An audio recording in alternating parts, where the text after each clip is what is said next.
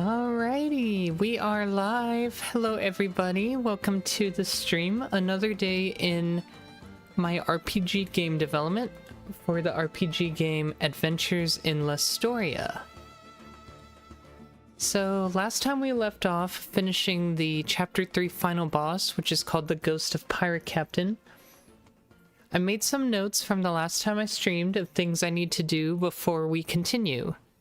Because I forgot just two things that are kind of important. So the first one is removing the curse debuff from the player on the boss kill. So the pirate captain applies a debuff to the player that lasts until it is destroyed. However, we do not get rid of it, so the player still is slowly dying as they are trying to finish the stage. So we need to fix that first, which is really easy. Just in the strategy death function for the boss, we remove all player buffs for the curse. So if we go looking here, when the boss was hit and spawned, or advanced to the next phase, if we're on the last curse phase, I think the hiding is where we applied the debuff. Let's see. We either apply before or after. Oh, here we go. So it's called the curse dot. So if we're on the last curse phase, then yeah, the curse dot is applied. So we're just going to remove that from the player by doing something similar. Using game get player.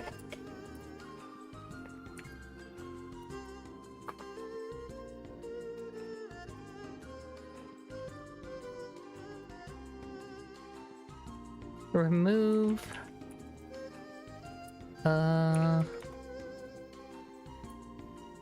remove buff of buff type Pirate Ghost Captain Curse dot.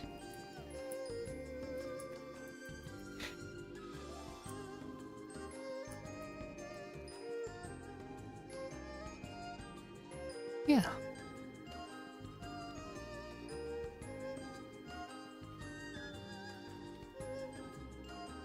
Now, I was wondering if there was a point where this buff might appear more than one time. I'm not sure. Like, for example, if you don't get rid of it, do you then have 2 stacks of it or 3 stacks of it? I think that would be the case, and I don't know if that's intended. It's like if you don't get rid of the coin, do you just have multiple dots now, right?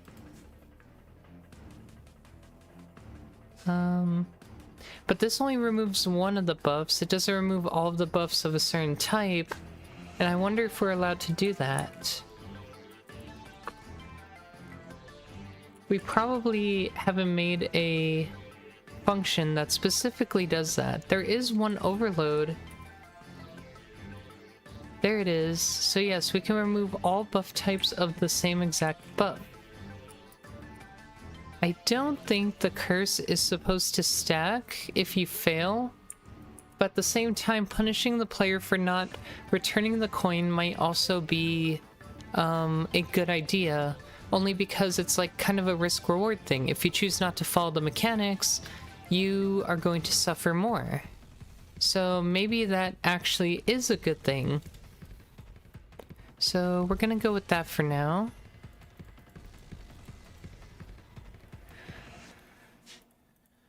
So, with that done, the other thing I noticed was that the shrapnel shots actually were not going off during the final phase. Like, at all. They just stop.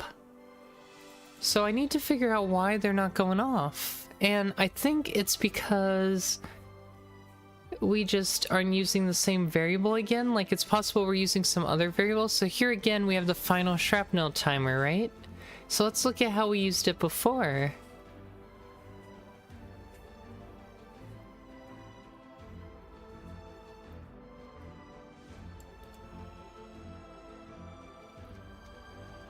So before, if we wanted it, it would be shrapnel shot delay.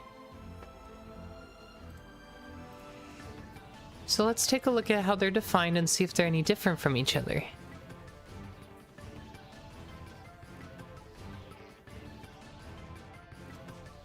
So the shrapnel hiding shot delay is 5 seconds, which makes sense. It comes down pretty quick. We have the shrapnel shot delay, which is 0.4 seconds. But that's different from the actual delay part. And then the final shrapnel timer is set to 5 seconds. So indeed, it looks like we messed up yet again. And we're supposed to use shrapnel shot delay to continuously spawn more of these bullets over and over. And then we have advanced cannon phase, which is kind of weird because...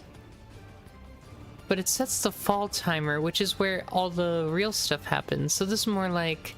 Okay,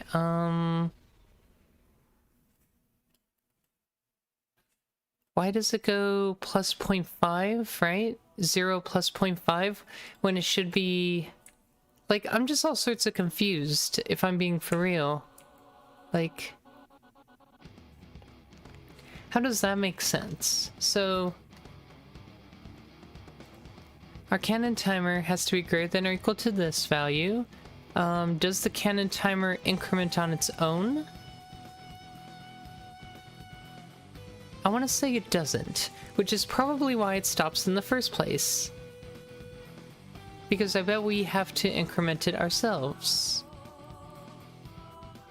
Let me see where else it would be incremented, if at all. Yes. So under the normal phase, it's incremented here. Under the final phase, it is not incremented at all. Yes, so it looks like that line was missing, which will make it go off. Then this 0 needs to actually be the final shrapnel timer, and we add a 0.5 second delay just to offset it randomly. And if we look up here, with the shrapnel fall shots coming down, these all are taking care of themselves, so we should be good at this point. And that should take care of that. So we're gonna go back to the release desktop build. We're gonna go back to our Adventures in Listoria solution, set as the default project, rebuild the game, and then we're just gonna check one more time if the game is still working. Yay.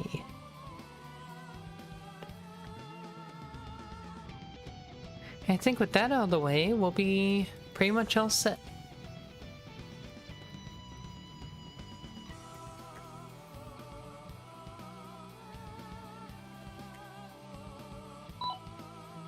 Good morning, Plasticky. It's not morning, but hello. Good to see you. Hope the stream goes well. I hope so too. Thank you.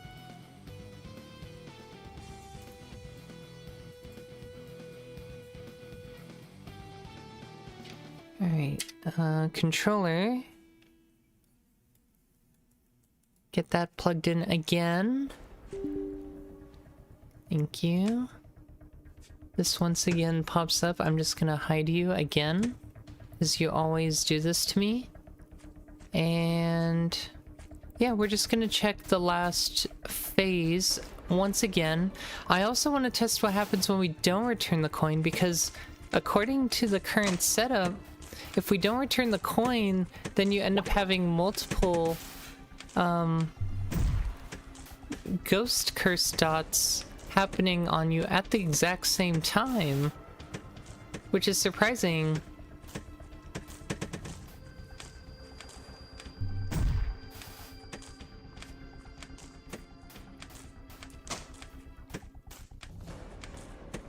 So we will see. Also, I think when I mathed it out, I still think the lethal tempo is slightly stronger in the sense that we can't completely spam our abilities with our current mana regeneration. It's hard to say, right? So I'm not going to return this treasure, which means in a moment here I'll start getting the curse dot debuff. Yes. So I'm holding it right now, and I currently have it ticking down. So now I'm going to see what happens when we advance to the next phase. And I'm still holding this thing. Will I get a second one? And more importantly, will I be taking double the damage now? I think that's the case, and I think it's intentional, meant to like punish you if you aren't doing the mechanic correctly. So this might be okay.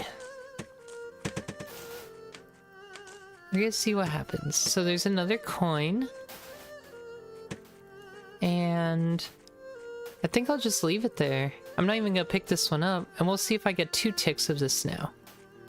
Yeah, so now I'm getting double curse debuffs. Ow.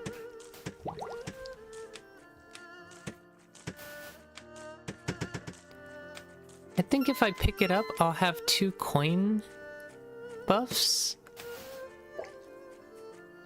I don't know what that means for... Yeah, this is... this hurts. Can I return them both? Okay, so I can return them both at the same time. So if the player realizes, hey, I need to return these, and they do, then yeah, everything will be just fine.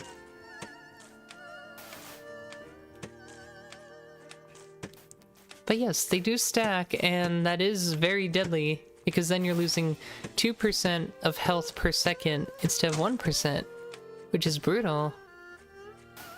And here we see the coin flip no longer happens, which is good. We're just instantly cursed, and we have to go find the boss. And then this time we should see shrapnel shots once the final phase begins.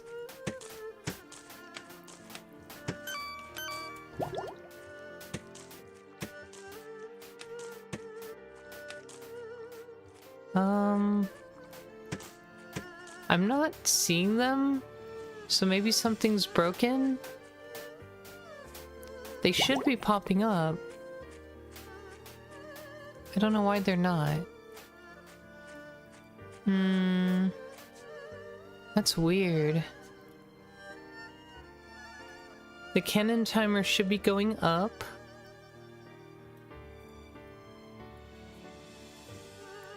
And we should end up entering in here at some point.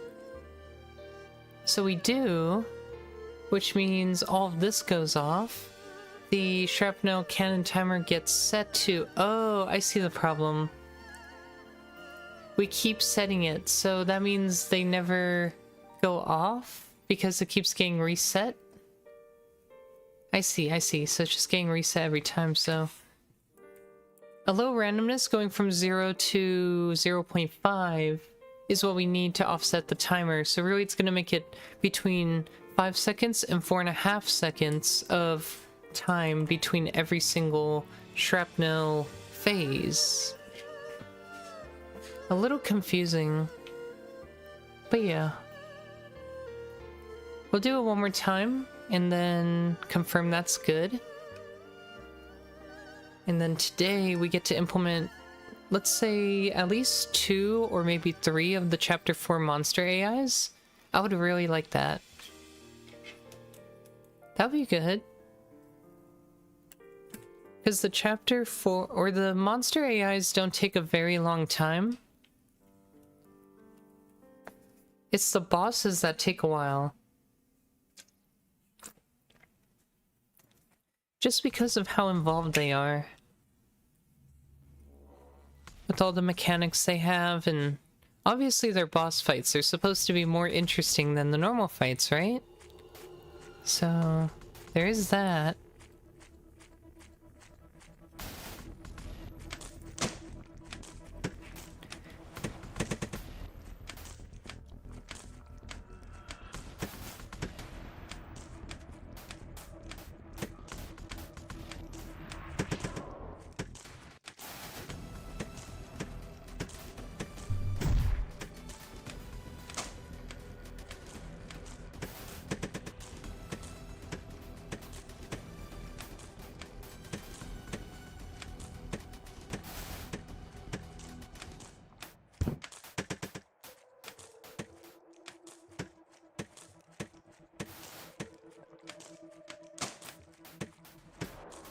I also would like to test out how strong characters are when they get to this point in the game.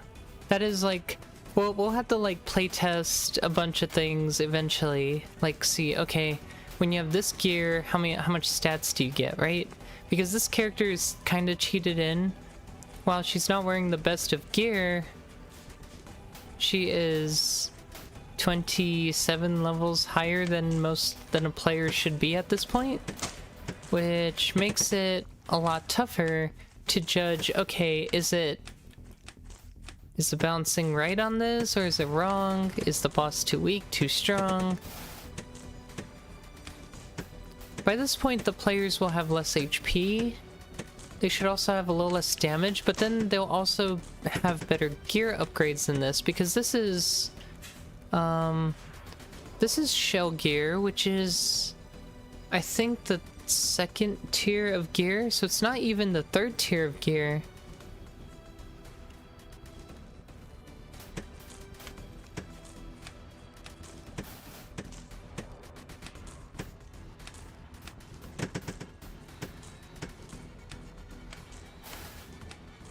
So I don't know, maybe it works out. It's like, yes, this character is stronger, but has weaker gear, so that's kind of made up already, right?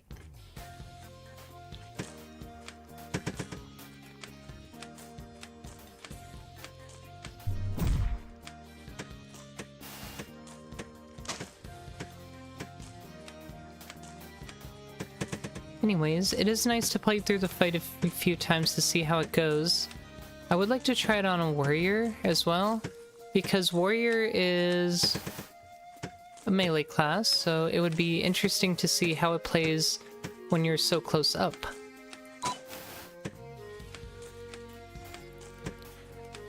Hi Roxa6, thank you. Yeah, it's my game I've been working on for the past 3-ish years. Just currently testing one of the boss fights.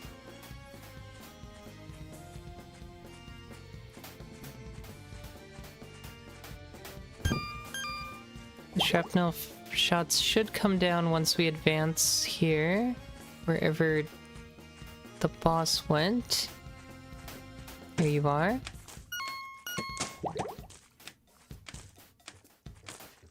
Okay, there we go. So yes, it should be a little more chaotic now with those pouring down every 4-ish seconds on top of everything else. Yeah. It's meant to be a bit chaotic.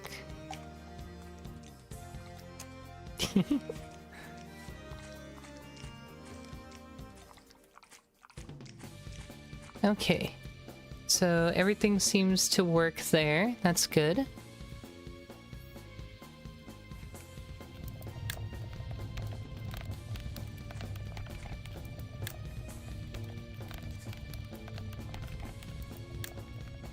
Yeah, I think technically at this point you're supposed to have another set of gear at this yeah. Oh wait, no, Shell is the third tier. Steel is the second tier. For armor, it's copper and then Shell.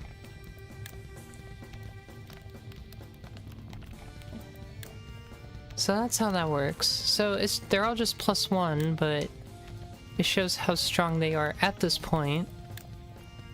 And it goes up pretty quick, so there's that.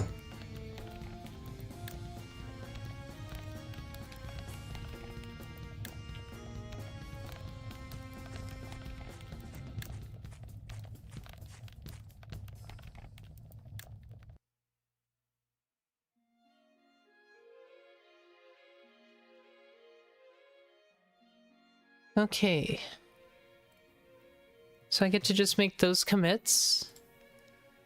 They were just extra bonus commits that we needed to do, just notes I came up with from yesterday's stream after reviewing what we did. So we remove curse debuff.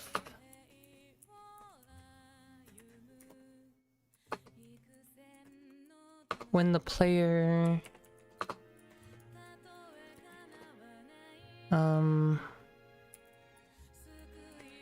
completes Chapter 3 boss fight.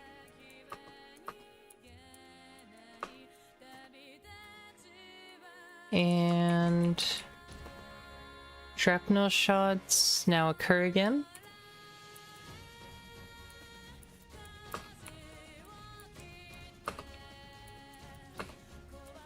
Appear again during the final phase. And this is release build 12367.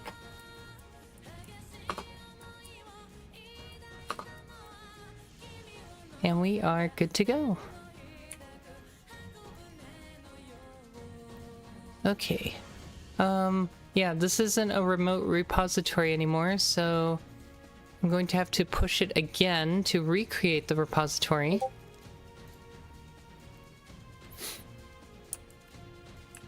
And then we're just going to do another merge with master. And that's it.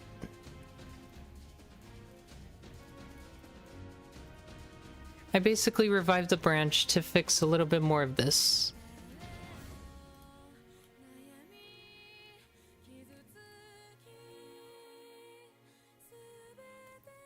Is it outdated? Really? I'm surprised that would be the case.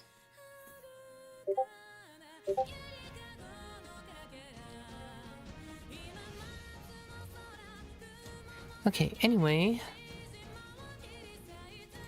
So when check succeeds, we will create the merge commit. And we get to move on. So, finally get to create another branch to build another monster today. I think the first one is going to be super easy. So we're starting with the skeleton archer. The skeleton archer just has the skeleton or the goblin bow behavior, exactly the same behavior and everything. So a little lazy, but at the same time we have a lot of advanced monster scripts now to the point where we can reuse some behaviors that we find handy. So you are gonna get to see the process of how we add a monster into the game today from scratch.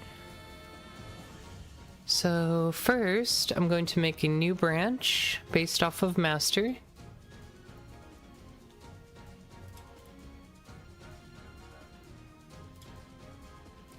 Let's go ahead and fetch. That way we're up to date.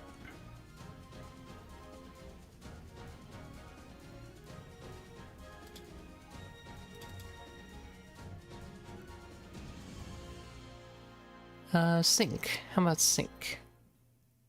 Yes. So that puts us up to date with the remote. And then we're going to make a new local branch from master titled Skeleton Archer.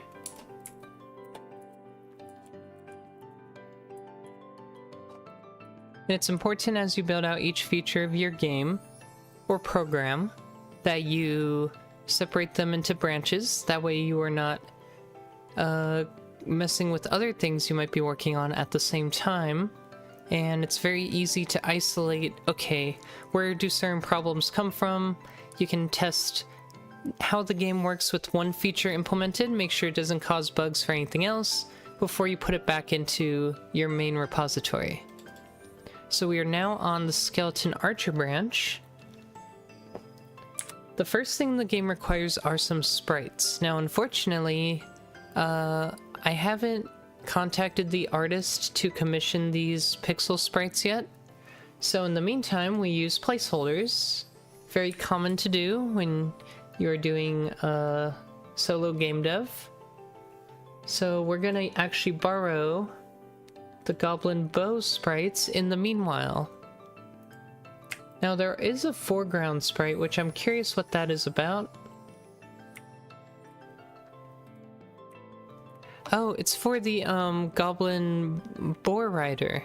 So the boar rider is a skeleton archer sitting on one of the boars.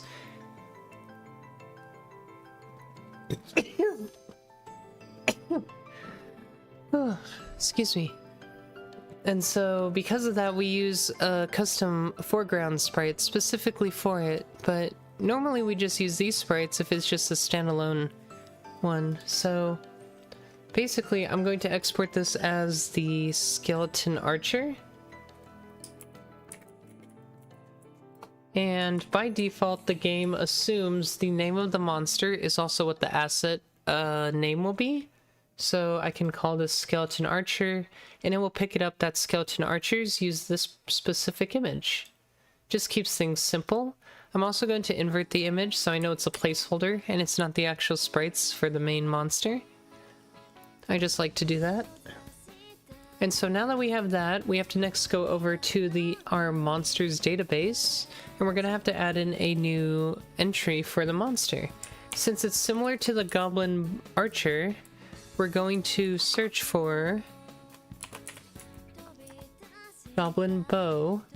We'll go ahead and copy its data, insert it at the bottom, change the name of the entry to skeleton archer, and then we will proceed to change all its stats to match whatever spec the designer wanted. So our designer says the skeleton archer has 550 health, 49 attack, which presumably is also the collision damage, although I think we argued that collision damage on the ranger didn't really make sense. I'm not exactly sure why. Maybe because it just like aims very well. So because it aims well, I think we just decided not to.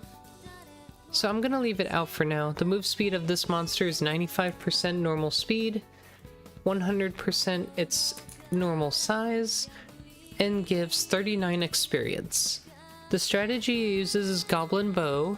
If we wanted to change any specific parameters for just this monster without affecting the Goblin Bow strategy, we can go into the Goblin Bow strategy file.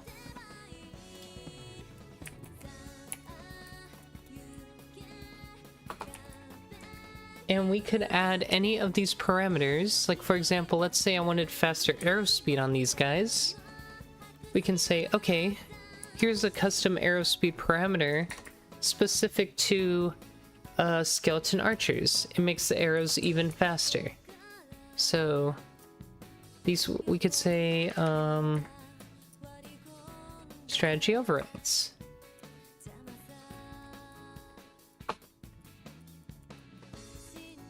And for now, I'll leave that in. I think having a higher arrow speed for these guys would make them a little more difficult to deal with, naturally, so it might be a viable option. Now that we have them added to the monsters database, if we needed to, we would create a new monster strategy and start writing out the code for it. We don't have to do that because the Goblin Bow strategy already exists. All the AI for how it works is already programmed in here. So we won't have to write the AI for this particular monster. We just have to put them in the game now, make sure they work, and then we can move on.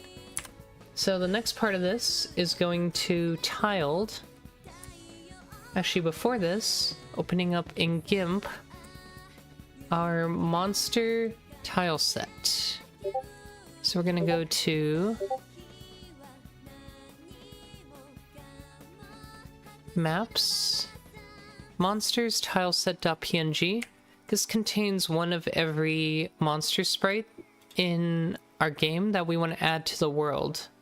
So right now I'm using placeholders, and that's perfectly fine. We just add the left-facing sprite of this monster into there. I think these are, according to the monster file, they are 32 by 32. So I need to redo the grid.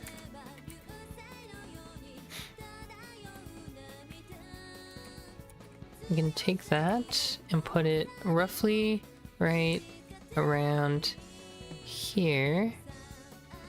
That should be fine. Go ahead and save that. And then we're gonna go into our monsters presets map, and we'll create a new monster object containing what we just made. So I could literally copy paste one of these, although I will have to change most of this, so it's better to just drag in the new one. I have to find the tile set. There it is. We can place a new object, I would hope. Insert tile. And then I hate that doesn't zoom in on the cursor. That's kind of odd behavior. It like zooms into the lower left corner instead, which is really strange. So this is the skeleton archer.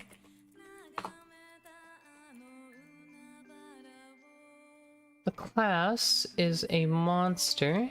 That'll make it have a red outline.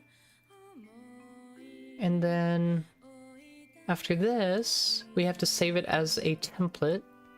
We put it in this folder with all the other monsters. The name is already auto-populated. And now we can go to any map we are interested in testing this on. So we're gonna go to the Chapter 4.1 map, where I've been testing new monsters. And down here, we're going to drag and drop in 3 skeleton archers. At least I would be able to if I was on the object layer. 1, 2, and I'll just copy paste the third one. I'm gonna get rid of the skeleton barbarians here. And then for these 3 archers, I'm gonna say they all will spawn from this spawner. And now we have to, since we have new graphics, we have to go into our assets folder, delete the old game pack, which contained our previous assets, which will hint to the game that there are new assets to create. And then wait for our new game to build.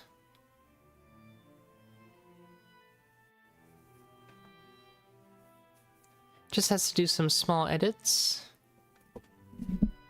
And then it should load in all the data necessary for our new monster.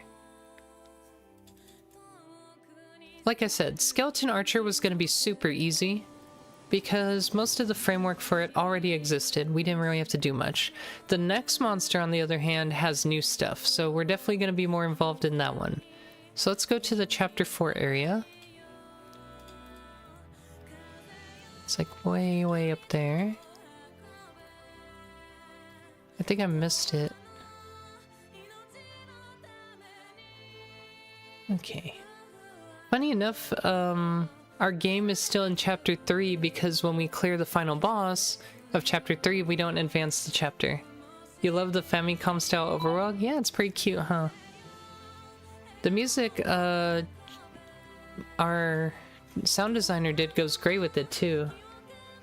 Let me play it real quick. I have the music muted because I have to hear it hundreds of times a day, but it's kind of cute.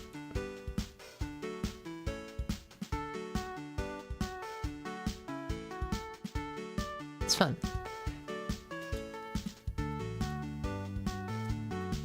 So, Skeleton Archer.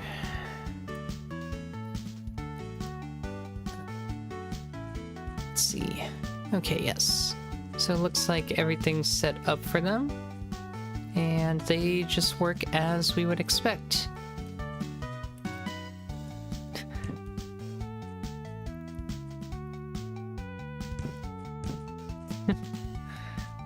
Yeah, they have pretty far ranges too, so... Yeah, like I said, the AI for them already existed, so... Not much is necessary in terms of building them, minus the actual sprites themselves, so... There's that. So that one's easy enough. I didn't expect that one to be a problem, really. Okay. So now, we'll go ahead and commit that. I don't think it caused any problems. Everything compiles and runs, so we're pretty much ready to just submit that. So I think this is build 12368 because this is behind by a few versions. Let me do a quick merge with master and make sure, because the remote was slightly behind. Oh wait, don't do that. Let me see. Remotes, master. Let's fetch. Here we go. So yes, we want to get to here.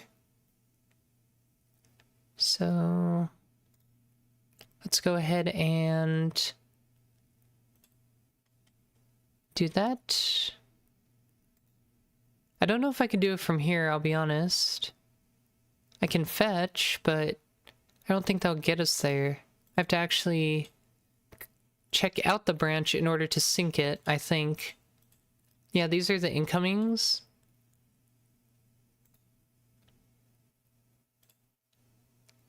I think technically I can merge with this though. Yeah, merge origin master into skeleton archer. I could do it that way, and that just gets us to the latest because the origin, the remote is further ahead. Okay. That didn't work because we have a current commit going on. Let me do this real quick. But I think we should be 12368. That's usually the only problem I have with this, is keeping the version number up to date when we pull an earlier branch. So this is add in skeleton archers.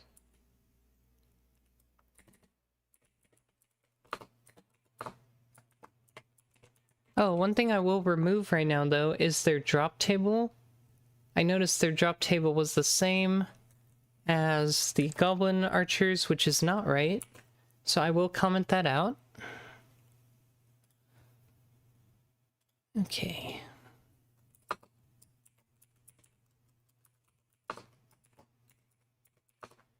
That's just a config file change, so it won't affect the build itself.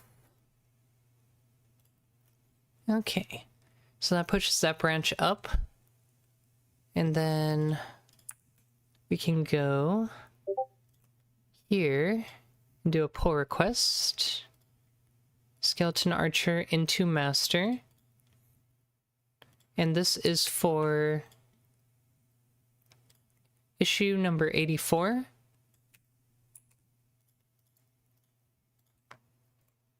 Part of issue number 84, which is our task to actually complete all these monsters.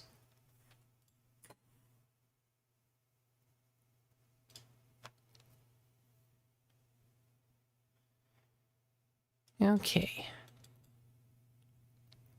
So changes conflicting with the target branch, that makes sense. So the way we fix that is we're gonna have to pull it, or yes, we're gonna have to merge it ourselves.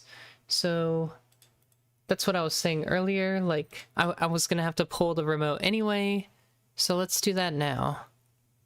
So I'm gonna try to merge. It's gonna say there's two potential conflicts. We can see there's the 12367 I was talking about, and we're on 12368 now. So we're actually going to keep this one.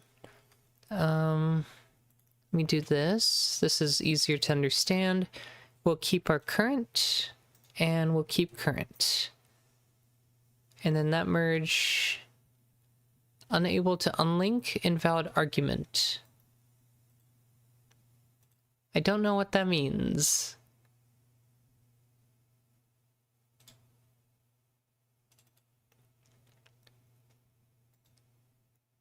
What if I just Take incoming. Okay, it doesn't want me to do either. That's interesting. I don't know why. I'm not running... Oh, I am running the game. Okay, oops. That would explain it. We can't touch the executable. Okay, anyways, keep current. So yes, this is merge with upstream branch, master branch. That puts us up to date. And now that that's resolved, we can continue with our pull request.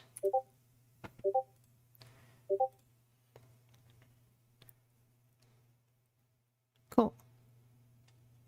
And now we can move on to the next monster. The next one's actually going to require work. It's the Skeleton Captain, which is a lance shield mounted... A lancer with a shield mounted on a horse. So, I don't think... I was thinking about this earlier. I'm like, oh, we could just use the Goblin Boar Rider code, because the Goblin Archer rode on a boar. So we're like, oh, we'll just use the same code. But then I realized, well, the horse is not going to be like its own monster. When you kill the lance shield... kill the Skeleton Captain, it's dead. So, because of that, it's just one singular monster. But it has a couple special abilities. It has the jousting ability, where it speeds up and then charges towards the player, slows down, turns in a circle, starts again. It's very similar to the wolf or dog behavior implemented in Chapter 1. So we're probably going to refer to that code, especially for the turning code, the steering. And then we have the flag drop. So the flag drop is pretty simple because it's just going to detect once you're in range of another unit, you drop a flag that can hasten them. And it will provide a buff to everybody nearby.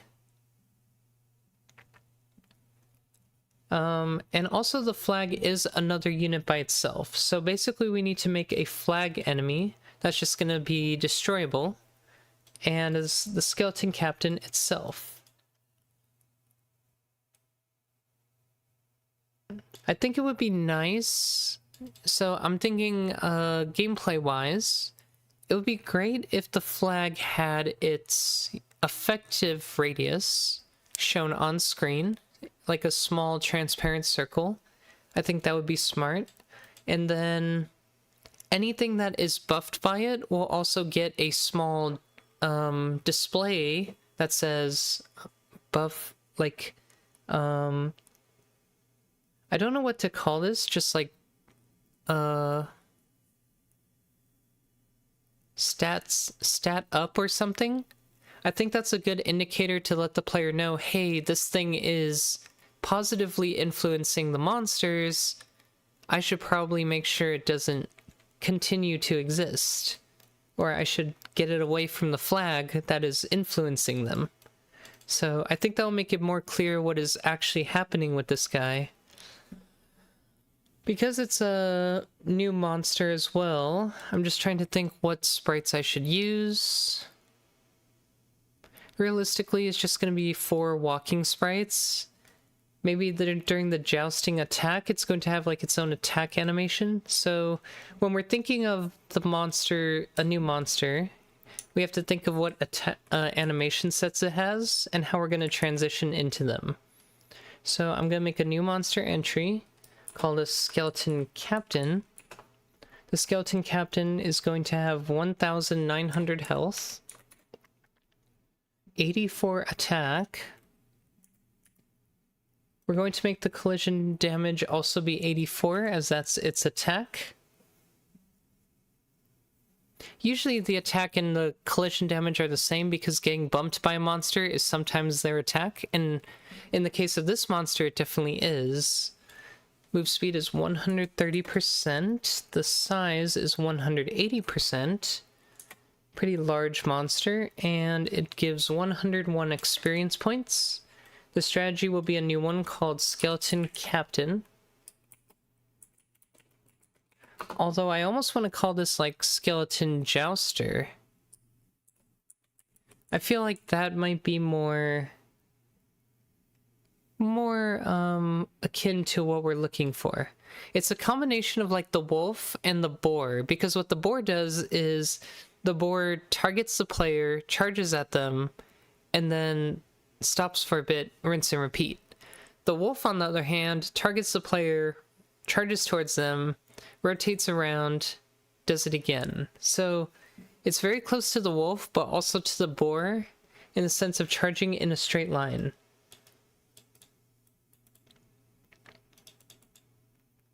We don't need this. And we're gonna assume... Well, assumptions are bad, but since the size is 180%, we're assuming we're just gonna use the default sheet frame size for now, and assume it's just gonna be scaled up. But we can adjust that later. It's gonna be a 4-way sprite sheet. So we have the idle, the walk animation, we'll have the attack animation. I am going to change it to be called attack. Or let's call it charge. And then the death animation. The charge animation is... it's still going to be a running animation, just different. So I'm still going to make it repeat. So it's basically going to be the walk, but different. So I'm probably going to use the same kind of frames. It might be a little faster or something, just because the charge itself gives it an increased speed. So it should look like it's going to be faster. Idle, walk, charge, death.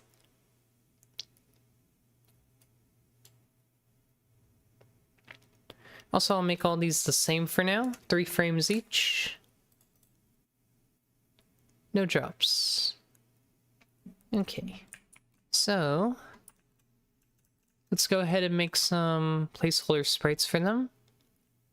I think the best one to use would probably be the boar itself, or maybe we'll combine the boar plus... where are all the sprites? Monsters? I guess I wasn't in monsters. Okay. So maybe combining the boar... You know, the boar rider is a pretty good example. Just... it's not going to be using... Yeah, like we can actually use this as the quote-unquote horse for now, just as a sample. So I will export this as the Skeleton Captain.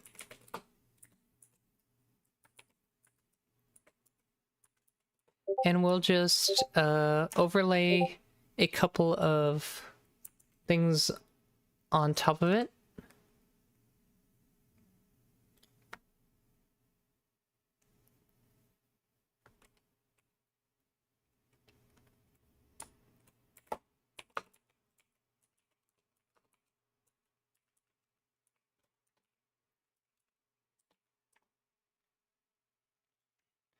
So I only need 3 sets of sprites, or 4, sorry. Idle, walk, charge, and death. So I kind of have that already. I have 4 sets, so that's good. For the idle animation, I said there were 3 frames. Let me just change it to 1 for simplicity. For the walk animation, we'll just say we have 4 frames right now. Also, these are not 20 or 12 by 12, are they? 24 by 24. They are definitely more than that. I think they're 32 by 32.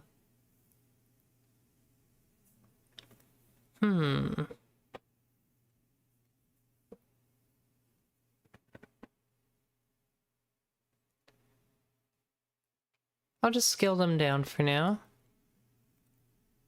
So instead of 512, we're going to reduce them by 0.5.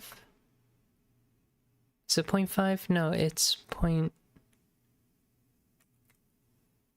25? Oh, 1.3 times the size. Okay. Divide by 1.3, I guess. Ends up being around 384 pixels, which is 24 times 12? 288. Where did we get 384 from? These must be a different size then. What size is the boar? Boar is... sheet frame size is 32 by 32. Oh, it's 4 animations. So 16 times 24. 384. Okay. So I'm just gonna do that. This probably looks wonky, but that's fine. And let's get a... let's get like a, dagger goblin, or maybe a skeleton. Well, these don't exist yet. I'm just trying to find a decent placeholder that works. I guess for now, these will do. Either that, or we can use maybe... but you know, maybe Pirate Captain might be better. Let me see. We could probably just use this for now. So these are, I think, 36 by 36, so I'm probably gonna have to cut some up as well. But I specifically just want to use these where he does hold the sword out. So I want to grab some of these and use them for now. I'm gonna have to shrink them because they're 36 by 36.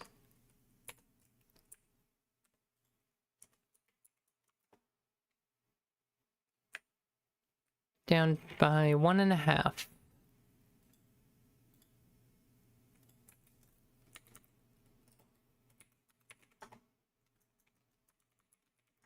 Which is 96. Okay. Yeah. So essentially, kind of just plug and play them for now.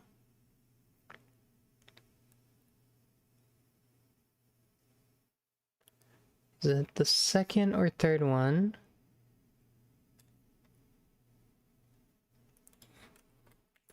I labeled charge on the third one. So I will do it here. And I'm just gonna say 3 frames. We don't need all of them. And I'll just do that for now. Again, just very quick, simple placeholders, nothing fancy. Not trying to make this more complicated than it has to be.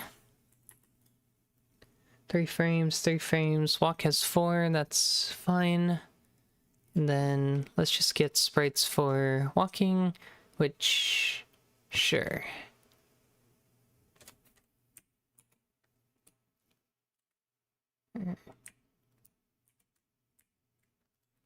Once again, scale them down. And put those in 96. I don't know why there's an extra pixel on this image. That's funny.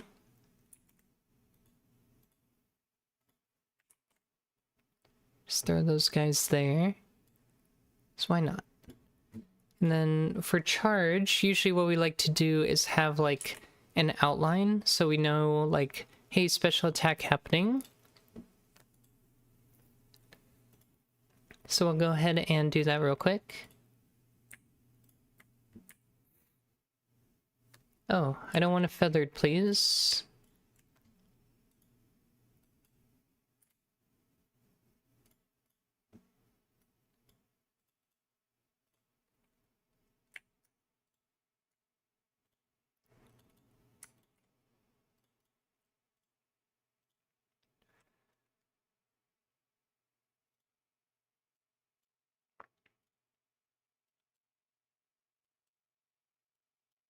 Then just fix up ones that bleed out. A frame.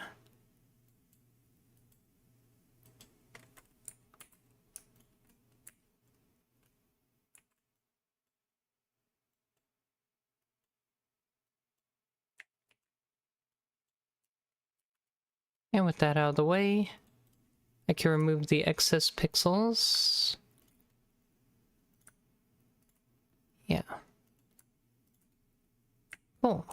Just a real quick and dirty way to have some placeholder sprites so we know what is going on when we develop the AI for this. So, now that we have those in place, export. It looks like I forgot a space when I exported, so I need to add that. Otherwise, it's the game will not recognize that.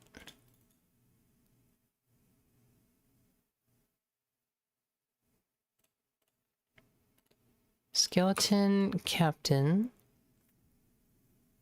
Okay. So that exists now. Again, we'll have to delete our game pack one more time.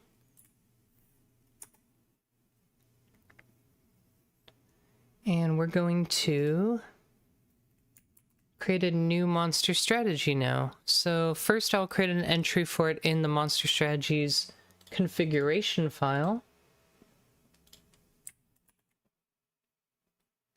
It doesn't have to hold anything yet, but it will very soon because we will, of course, have configurable properties for it. So the skeleton captain. In fact, maybe we'll come up with some now, since we already have the description of what it's supposed to do. So, jousting. We have how long it speeds up. Jousting, speed up speed. Speed up time. It takes 1 second.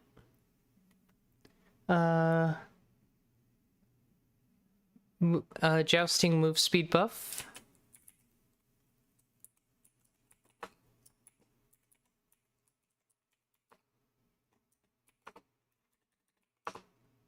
And according to the design doc, it's 50% move speed buff. How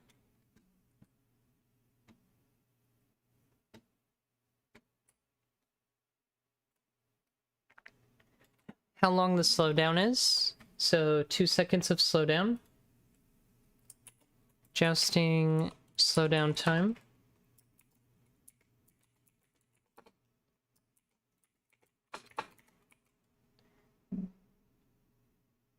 And then maybe we'll add a property for the turn speed so we can configure how fast it takes for the monster to make a circle all the way back around to once again attack the player. So turn speed. We can define this in degrees per second. So let's say to perform a full 180 to face you again, maybe it takes 1 second. Let's do 180 degrees per second.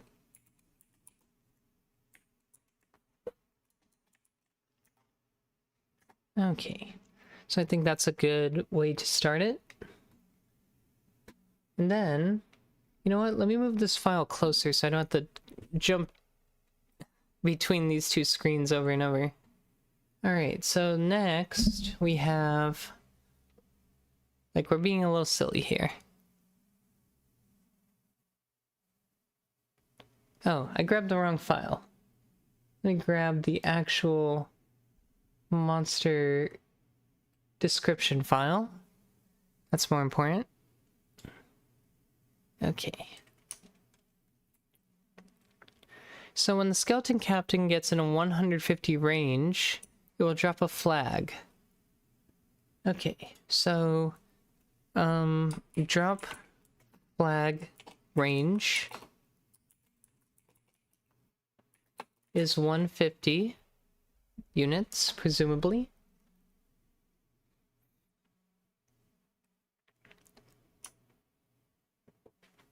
That will hasten up units within 600 range of the flag by 30%. So presumably, Hasten also recovers additional mana, although maybe this is just a separate buff. Because the original Hasten description says it increases attack, movement, and animation speed per here. Well, we describe it here.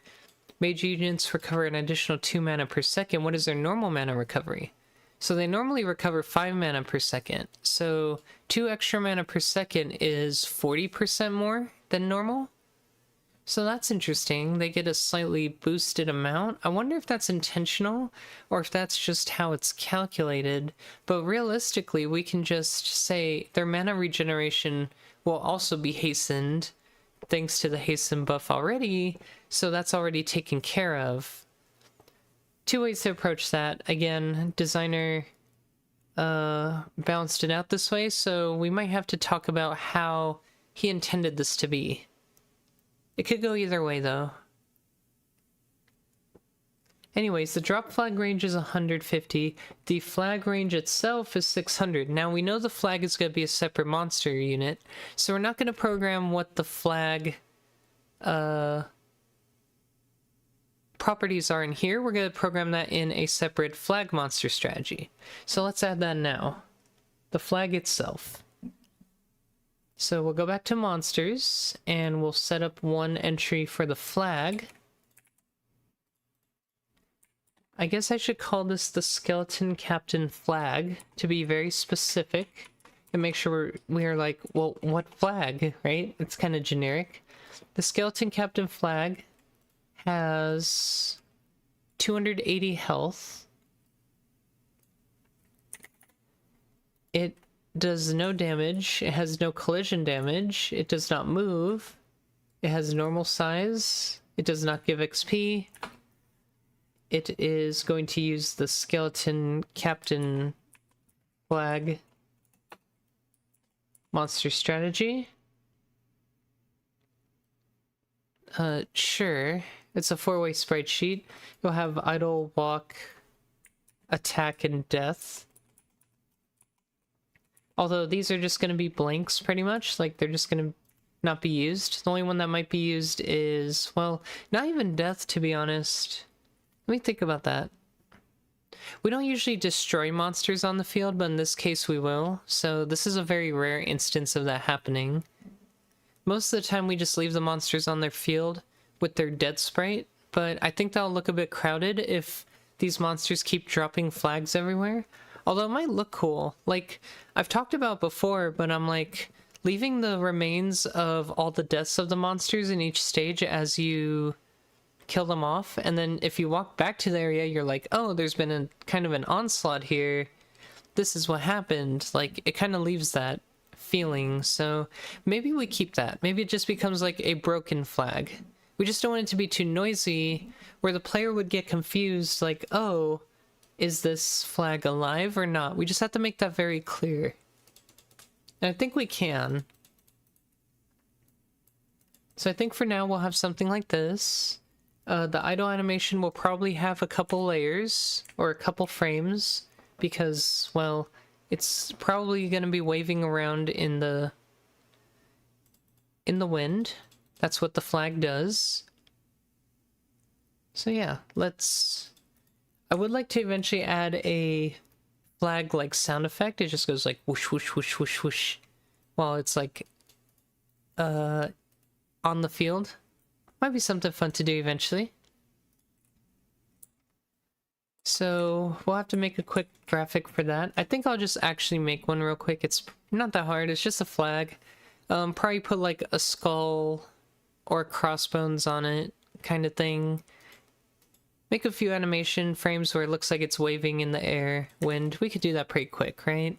So let's get a 4x4 frame sheet going. That is 24 by 24 pixels each side, so that's 96. We need 16 frames of animation total going down, so that's 384 tall. Okay. Go ahead and do that. And we'll start up here.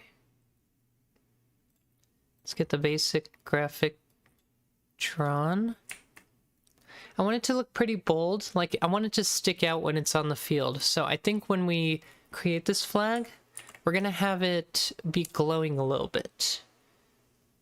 So probably use a bright yellow, or maybe even a red color, like something that really pops, right? So maybe the circle underneath it will be this color.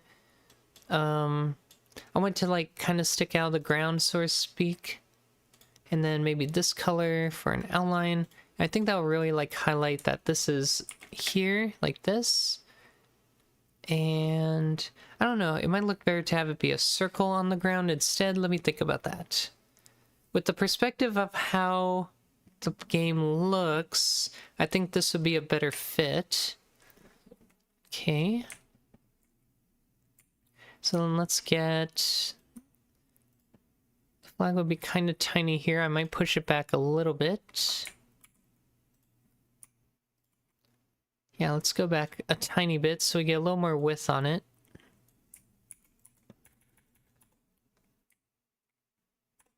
Okay. That way we're basically using all of our space to draw this thing.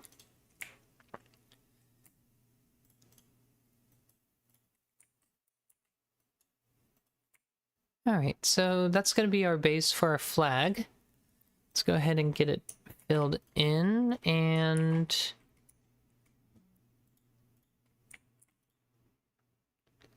maybe add a little bit of something showing a tiny bit of like waviness in it. Maybe like that. So that'll be like the cut. Then you have a very close color that matches it on probably this side. Because the background should be a little darker. So maybe, no, maybe it is this side.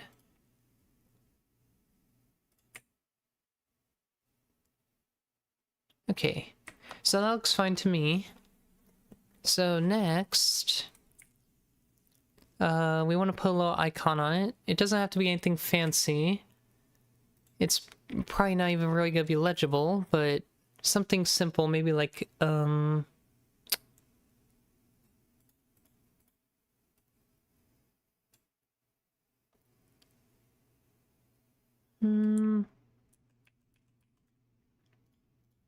like an X or something would be quite simple and pretty legible, right? Obviously it would be folded a little bit if it's curved in like that, so that might be a little taller. But something... Is this creeper face? What is creeper face? This is pretty close, right? I mean... Anyway. So with that, I think that's good enough for now. We can mess with it more later. I think that's good enough. I don't know why I'm doing only... Wait, I just did a 12 by 12 sprite. No wonder I felt so constricted. Oops. This is supposed to be 24 by 24. Well, now I feel dumb. I'm like, what is going on? Okay. Well, that's the idea. Let's redo it. Okay. Try it again. So, more like we're gonna have it sit on the ground somewhere around here. Be like a circle, kinda. A circular patch.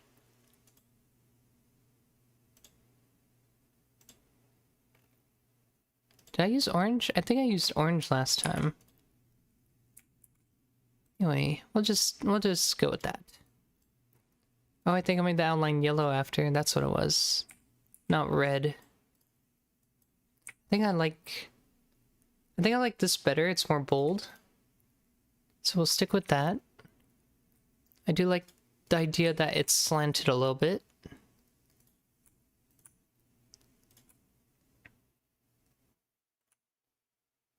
And Once again, I want to bring it back so we have some room.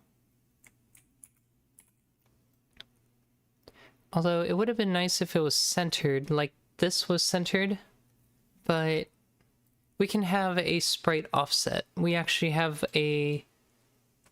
some code that does that for us. So we can have a sprite offset just fine without much issue.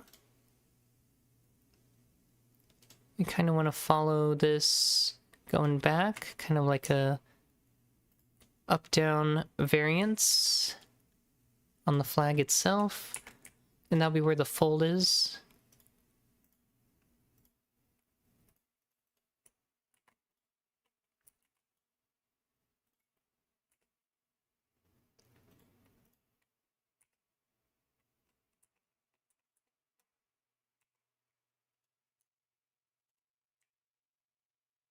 Yeah, that's right.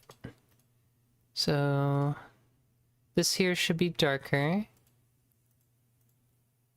I think I used the wrong color. I want to use like a slightly darker color here, and then what's beneath is darker, and then everything else is that lighter color again.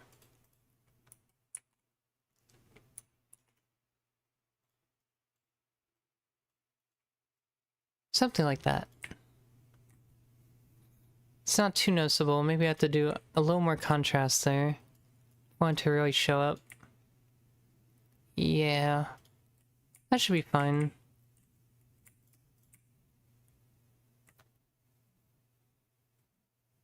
And then we place our little symbol on it.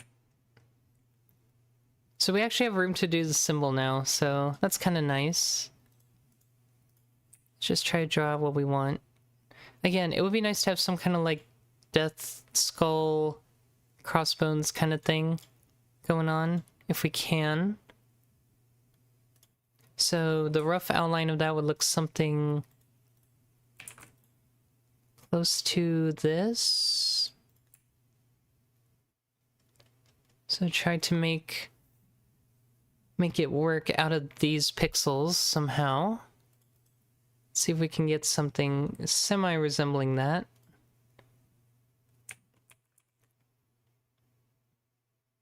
I think we could really highlight these guys. Let's see. That might work.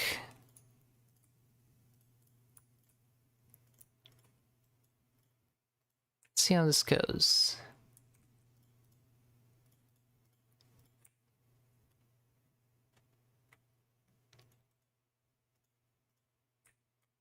If I can get the highlight for this to be really strong, it might actually work. Let me see. It's too messy to really tell. Like, I can't really get the eyes to show up right without sacrificing this part, so maybe we simplify it like this. I think that looks good. I like that. That's pretty close to what we want. So I think we'll stick with that. I do have to warp it a little bit because if it's gonna follow the flag though, so I just wanted to get the general idea of what I was doing here. So I'm gonna move all these pixels down a little bit. Kind of like that.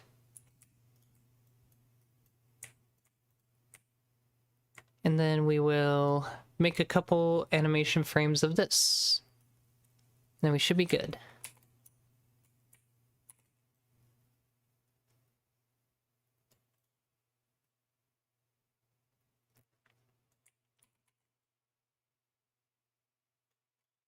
So for it to be waving in the wind, this fold kind of flows farther to the right, and it will keep going in that direction the whole way, and then another fold will start from here on the third frame to kind of make this continuous, like, flowing flag. At least that's the idea.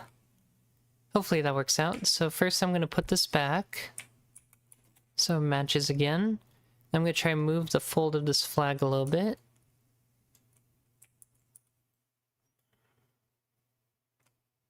And with that, I would technically be bringing the whole flag moving over. So let's go, let's say it goes to about right there. Everything else kind of has to wave with the new changes, so the flag kind of reforms to follow it.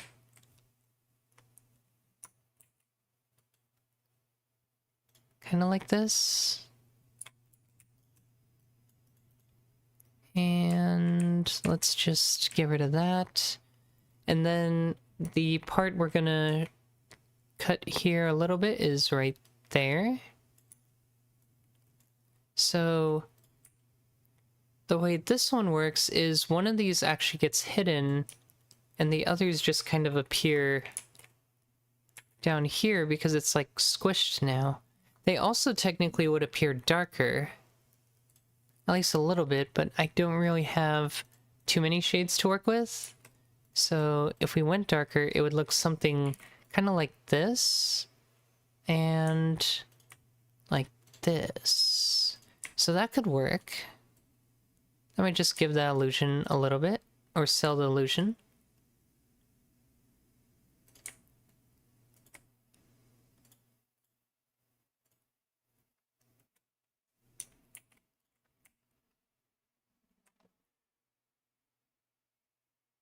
So yeah, I like that.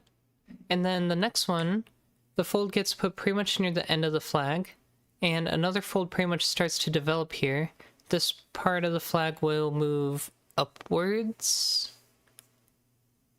And then after that, we'll have a little more movement. There'll be a fold here. There'll be no more fold on this side, and then the loop will complete itself. So I think that's how this is gonna work. So this starts going up. Probably like this.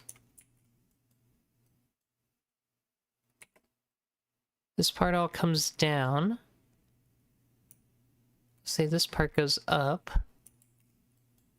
So again, this little fold we made moves again. We'll say it's here now. Maybe a little more, since the flag itself is raised there. It's a bit much though, maybe come back a little bit. Okay.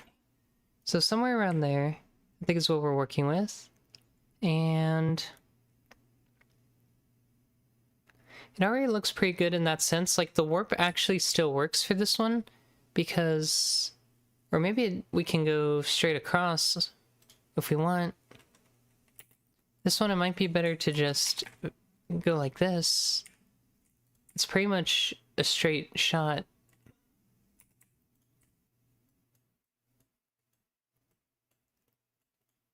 So that already looks pretty good.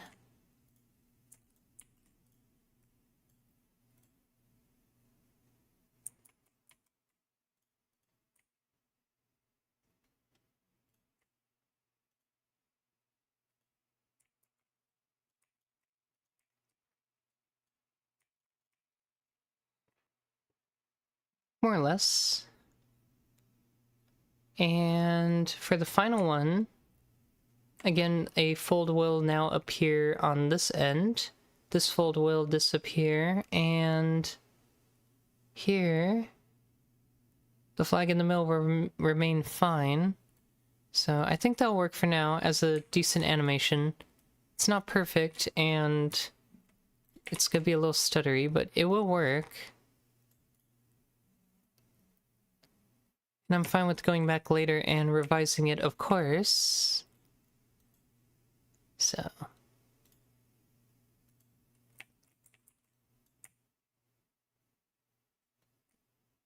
think that looks right, more or less.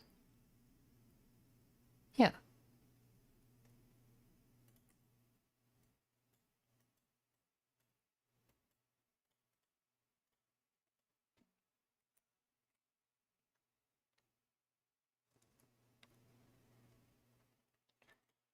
It will look weird if I don't adjust these though, so we're gonna have to raise these, lower these again. Do some of that. I think these will stay. These definitely go up though. Up, down. Okay. It's a little messy, but making it work. This is also why I usually commission my sprites, because not only does it take me a long time, but I'm also not an artist, so this isn't really a great use of my time.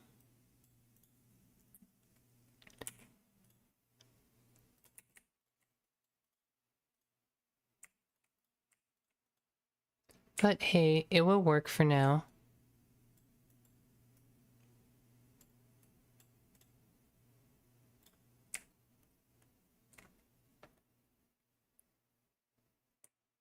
I think this part wants to rise up a little bit.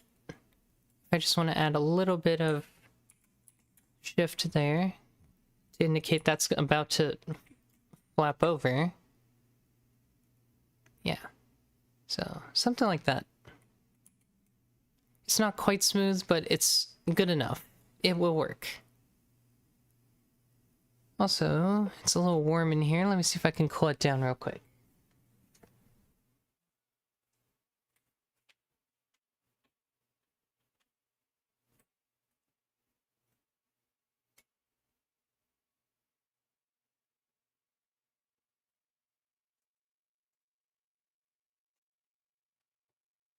Just a little warm. Alright.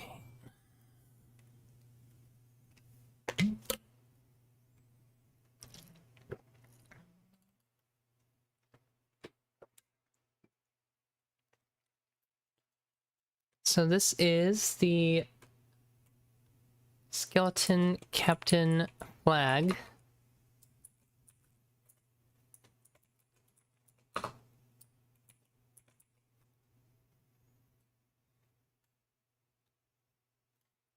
Now, if I wanted to, instead of saying this is a four-way sprite, this is literally just a one-way sprite sheet.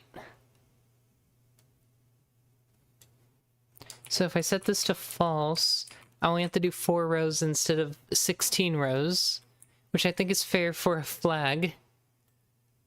It's not going to have any facing directions, that's for sure. So the second animation, again, these are not going to matter for the other animations. Then we have death. So on death, we actually need it to like break, and then it'll just sit there, broken. And I think I want to make it like gray so that it's like clear, hey, this is now broken and it doesn't provide any benefits. So that would be nice as well. This one can go away though. We don't need these or these. These rows don't matter. So, we want it to like collapse kind of. I would like it to just break from the pole. I'm trying to think how I would accomplish. Let's see. Do a little bit of squishing.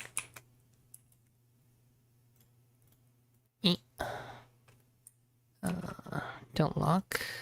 Do a little bit of that. And I think we will also rotate it as well. Let's go ahead and rotate them pixels so that it kind of just falls and snaps off like this. So let's go start doing that. And I want this to fade out to gray. Oh, where'd you come from?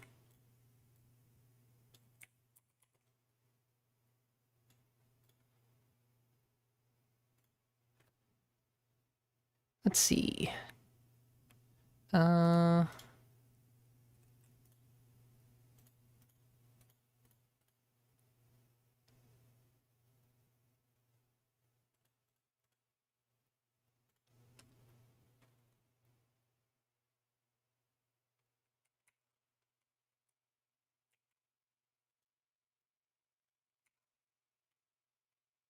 don't know the shortcuts for the scale and rotate tool. They are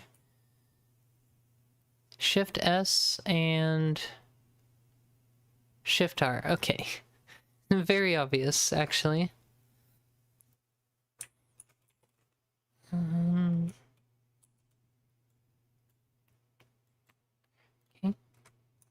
Let's do that.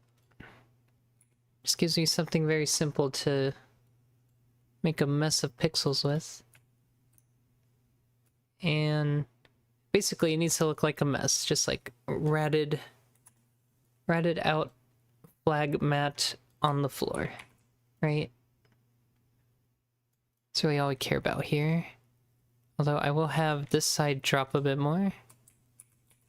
This can drop here. A little bit of scale. Here we go. And now we're gonna make these gray, I think. Soon. Or now.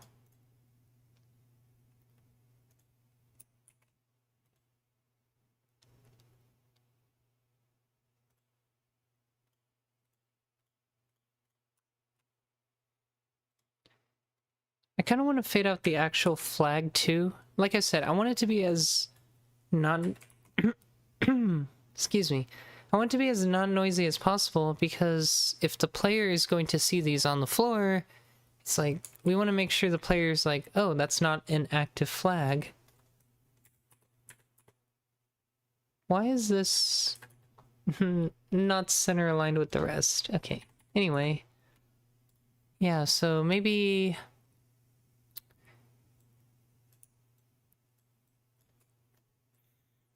let's desaturate it.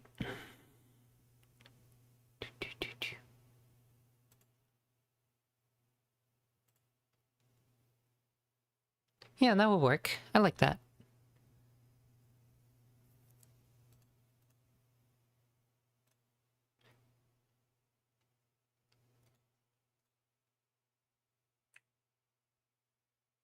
I have to match those colors, but I can do that easily. I can index those in a second. Gonna go with that one. And yeah, that's more or less where we want to leave it. Just kind of dull looking. Okay. Yeah, let me just index it real quick so it's not using colors outside of this thing.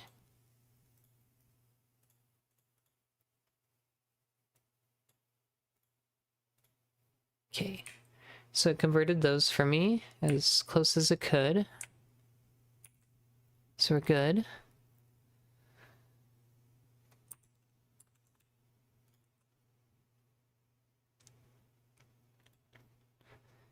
And that's it.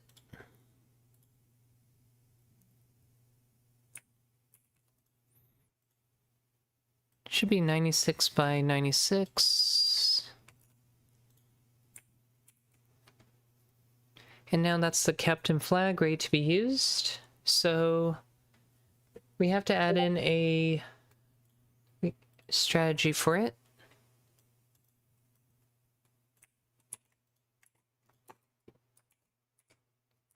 And one of the properties of it is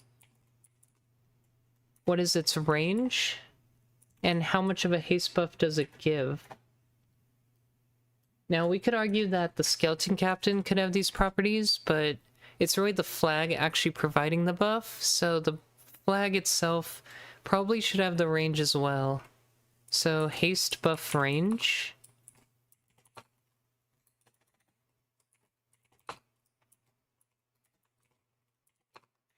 We said in the spec it's going to be 600 range, 600 units, and that it will provide a 30% haste buff. Haste buff. 30%. And the way I'm probably gonna do this is every second it's going to check for monsters within range and apply a maybe like a 5-second buff to all monsters nearby. And then it will keep reapplying it, like it will delete and replace that buff over and over. So we'll create a special buff type so that if monsters get haste from other sources, it's not going to conflict with the flag haste buff. It'll be like its own special haste buff. So we'll have to implement that as well. That's just kind of part of this. So also we're still in the skeleton archer branch. We need to move branches because we shouldn't be modifying this one anymore. Let's make a new branch and bring the changes with us. So this is supposed to be for the skeleton captain. Skeleton captain branch. New features, new branch. Always. So we'll bring the changes over, like we're still just working in it anyway. And the skeleton archer branch was the last branch we merged with master, so it is up to date. There's not really any reason not to start from there. And so we can begin writing some code to implement these AI behaviors. The flag can be destroyed. Oh, the ability has 20-second cooldown time and won't be used if there's still a flag up. I did ask my game designer if he wanted it so, like, globally there could only be one flag up at any time, or if every skeleton captain could place down a flag. And if they could, would they do it smartly, or would they just could they just like stack them up next to each other and be dumb about it? Because they could be smart about it. If one skeleton captain places a flag, another one can be like, hey, I want to place another one like nearby here, but not directly close enough to where it already impacts units already in it. They could do that and make a flag chain or something. So that's another way to go about it. He hasn't replied with what he wants yet, so in the meantime, I'm just going to go with the dumb AI behavior, and I'm going to assume that every skeleton captain can have its own flag on the field. So we'll keep a weak pointer that keeps track of which flag was last placed down. So, flag cooldown time is 20 seconds. Okay. So now we're ready to start implementing this new monster. And technically it's two monsters. So the first thing I'm going to do is go to our strategies. If I go into runstrategy.h, there is a list of every monster strategy in the game that we load in. So I'm going to create 2 new entries. We provide a human readable name for the entry. In this case, I'm going to call the first one the skeleton jousting. I don't know if I said jousting or jouster, but I definitely didn't call it skeleton captain, so that's wrong. Where's my monsters file? I'm gonna put you back. I called it skeleton jouster. So that's what I'm gonna use, because it's more generic. It's a jouster movement. But I guess it's also the skeleton captain ability to drop a flag, so maybe I should just call it the skeleton captain AI after all. Because I was thinking about, I'm like, I could make it generic, and maybe it could be used for another jouster-like unit, but then we also have to drop the flag, which is its own behavior, so this ends up being the skeleton captain AI anyway. And we're going to create a new class for it, or a new function for it. So each of these is its own function. It's going to be skeleton captain.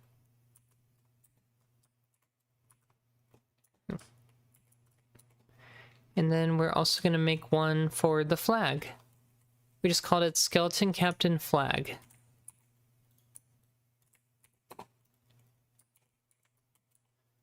Same thing.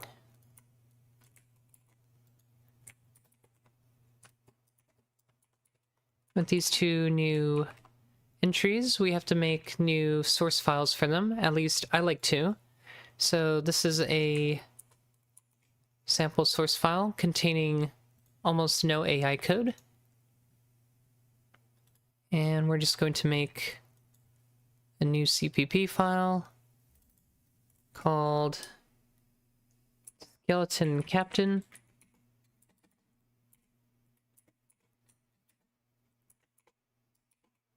It should append the file extension. Thank you. And then one more for Skeleton Captain flag.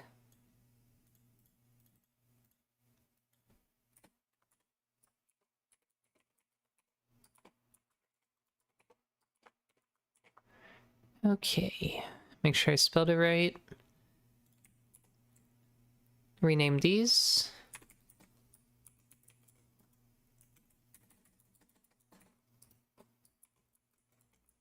It also looks like it doesn't recognize these names yet because I have to actually make the functions themselves. They should be static functions available in Monster Strategy, so we're going to have to go there for that.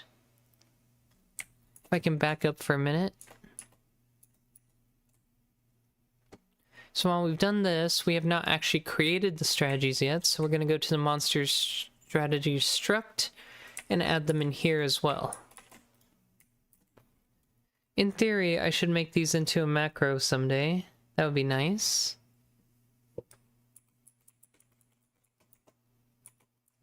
That will do all this manual typing for me in a lot of places, but that's for another day. So now those names will at least get recognized, so I can reduce the amount of typing I have to do. So here's our Skeleton Captain function. So the next thing on our list is to actually implement the behaviors. So I'm actually going to start with the flag because it's a little easier to work with. The flag itself has two behaviors. It's looking for any non-boss monsters, and it's giving them a special buff. So now I wonder if these buffs should be unique to each target. So it's like, yes, I'm giving you a buff, but I'm also going to remove it and apply a new buff to you again and again and again. Like, they could be unique identifiers, but then I'd have to keep track of those buffs, and I don't know if that's a good idea with the way buffs are handled. I want to say it's not the best way. Unless we only apply them like once every second and keep applying them once every second to everybody. I guess that doesn't really hurt. Then they'll expire, but they'll immediately get it back. I don't really see a problem with that, to be honest. Just every second give a buff. 1 second. And the buff only lasts a second. That's not a bad idea. So maybe we'll go with that. That way, if there are two flags next to each other, maybe they stack up. Like, that would be an interesting mechanic, right? If two flags are next to each other, they provide haste buffs for other monsters. Ooh, there's a sick synergy as well.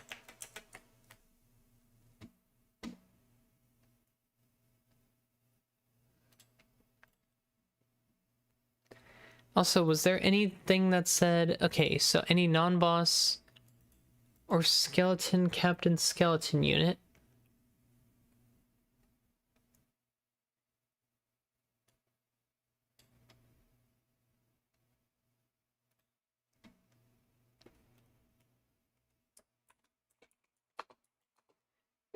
I'm just going to mention this too. Also, if two flags do happen to be dropped next to each other,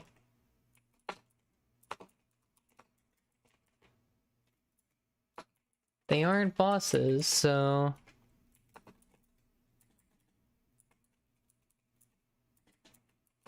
or skeleton captains.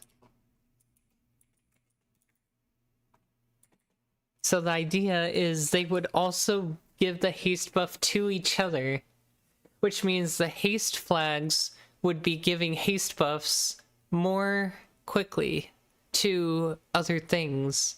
And if they give them more quickly, then does that actually matter? That means they can provide a 1 second haste buff every like 0.7 seconds, which means it would be a stacking haste buff. Like they would get multiple haste buffs, and these would keep stacking and stacking. That sounds insane.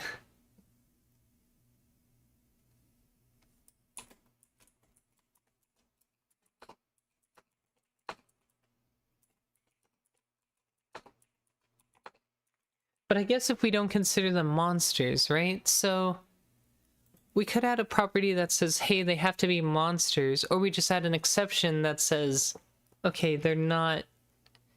Yeah, we just add an exception that ignores them.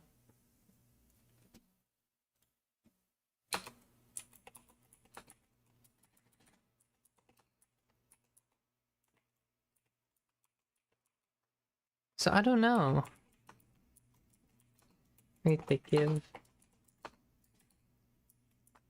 give buffs,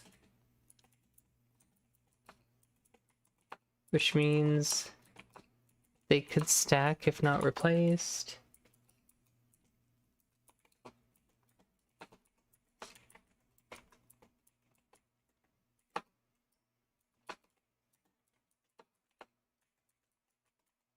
A lot of potential silliness.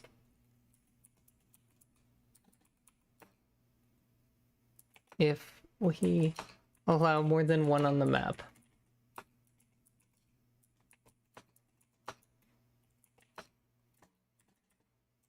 In the same effect radii. Effect circles. That sounds insane. Like, they could...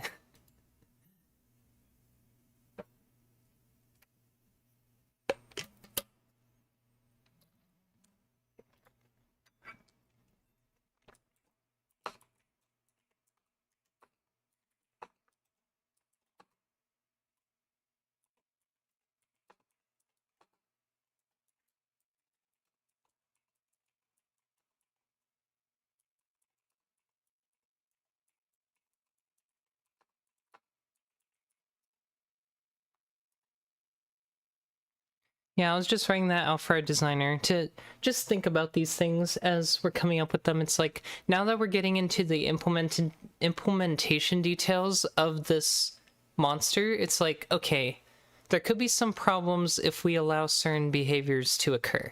So if we allow multiple flags to be on the field, technically they could buff each other if they're considered monsters. So the easiest solution would be, don't let flags be considered monsters. That way they don't buff each other if two get close to each other.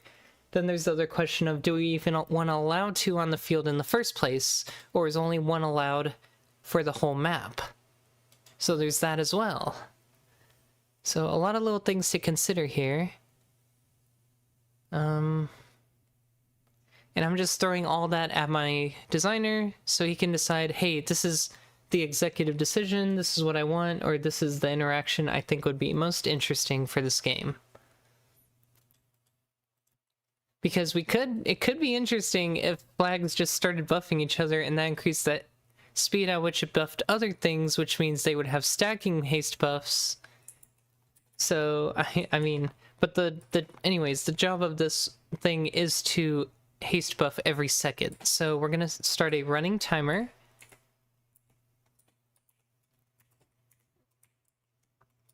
We can use any timer really. I'm looking for like a like cooldown timer or something. I need to do using a equals attribute because right now a equals array. So by doing that, we force it to now use these instead. And we're looking for like a cooldown or a timer. So yeah, we can do attack cooldown. I think that's fine. The attack cooldown is literally how often it can buff. So we're going to decrease it by elapsed time. And every time it's less than or equal to 0. So the moment the flag is put down, it's going to buff everything around it because it starts at 0. And that's fine. I think the moment a flag is put down, it should try to buff whatever's in range. So we're going to loop through all the monsters and reset the cooldown. The cooldown is going to be reset to its property, which is the haste buff. Wait. I guess we should say like the haste buff frequency, but really it's just going to be every second. I'm just keeping that internal. Like, this is how I'm making it work. Like, every second it's going to try to do this. So we're going to loop through all monsters. So we're going to need monster list. I'm going to go ahead and I think we already have defines, so we can include game. We're going to need game because it gives us access to, well, actually we need monster list. I don't know if we'll need game, so let's grab monster list. And we'll iterate through that. I believe we get shared pointers out of this. So we'll look at those. Monster. M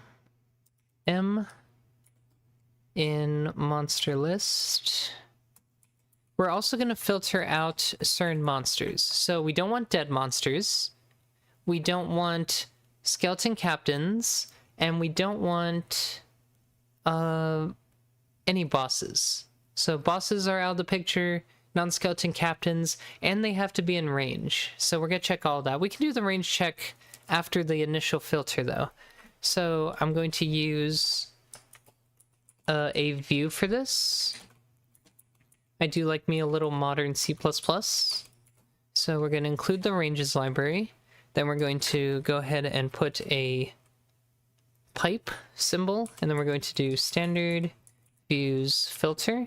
That's going to get a view of the monster list that only contains items that accept this criteria. So we're going to go ahead and filter out monsters that are bosses. So return monsters that are non-bosses. So not M is boss. I believe we just have a variable called isBoss, and it's private, so it's not going to show up in IntelliSense here. So it needs to not be a boss, and the name, I guess the display name in this case, has to not be equal to a skeleton captain.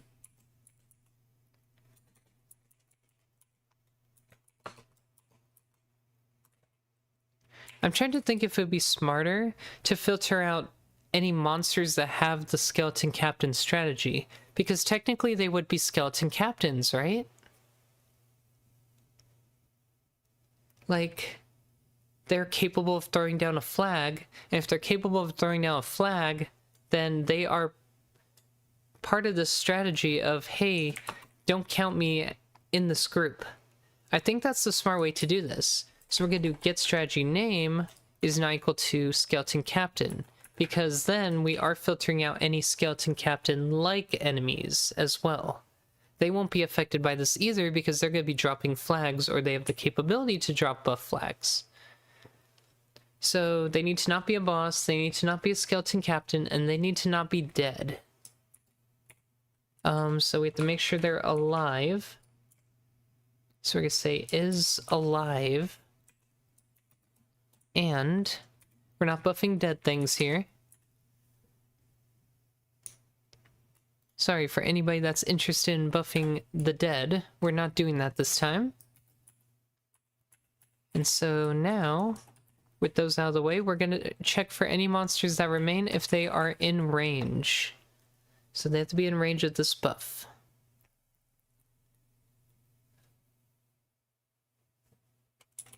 So if M distance from us... Oh, we can't get ourselves right now because we used the same exact letter. Let's just do other monsters. Or let's just say target. Yeah, we'll just do target. I think that makes perfect sense. So we're going to do if target get distance from us and our position is less than or equal to the range. So now we're going to grab from our configuration. It's going to be config float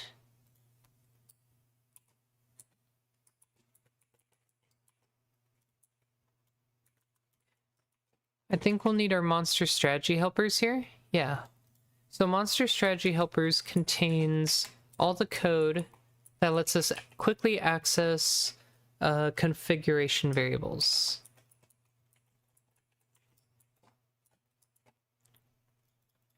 So we do that, and then we go back here. You can see the macro is now populated, and we're looking at the haste buff range. So it needs to be less than or equal to that range. And if it is, then we get to buff the unit. We're just going to apply or add a buff to the target. Add buff. Buff type.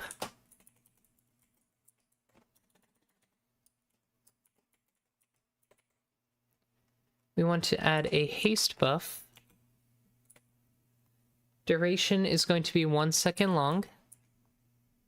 And maybe we want to make the duration a variable in case we want to change that later. So I'm going to make a const int or float haste reapply time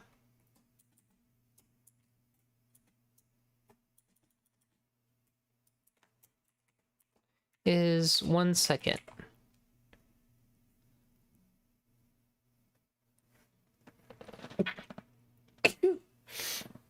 Excuse me. So then we're gonna do this and do that here. And now we just need how powerful the buff actually is. And that's going to be the haste buff configuration variable divided by 100.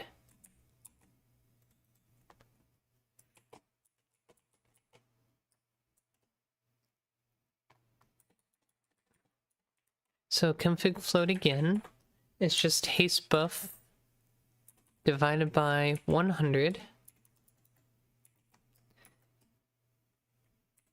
And it will add that buff to the monster. And the flag will just keep doing this over and over until it's dead. When it gets killed, this AI stops running. It stops applying haste buffs. That is all. Otherwise, it just runs the idle animation. It will run the death animation when it gets destroyed. Plain and simple. Also, did we take out the game pack because we got new assets? We did. Good. So, the next thing to do is to start working on the actual captain itself. So the captain itself, we're going to kind of use the wolf code because it's kind of like a jouster. Similar idea. Very, very similar. Also, I did went ahead and made the bitrate for the YouTube stream a lot higher today because I realized that it was really bad yesterday. Like, I'm sorry, but I fixed it all up. And so from now on, it will be a much more viewable experience. So hopefully that works out. It looks like it worked out. I can see the bitrate is a lot higher, so that's good. And we're running at 60 FPS instead of 30. So, perfect.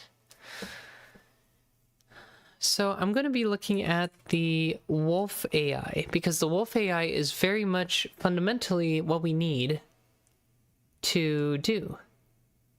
As it's got the run towards the player, the circling, and even the speed buff part.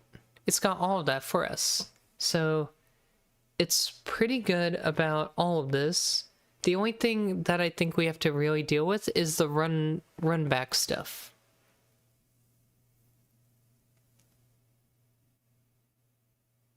So I'll be completely honest, this code is probably going to be copy-pasted for the most part because it has all the properties we would be interested in having.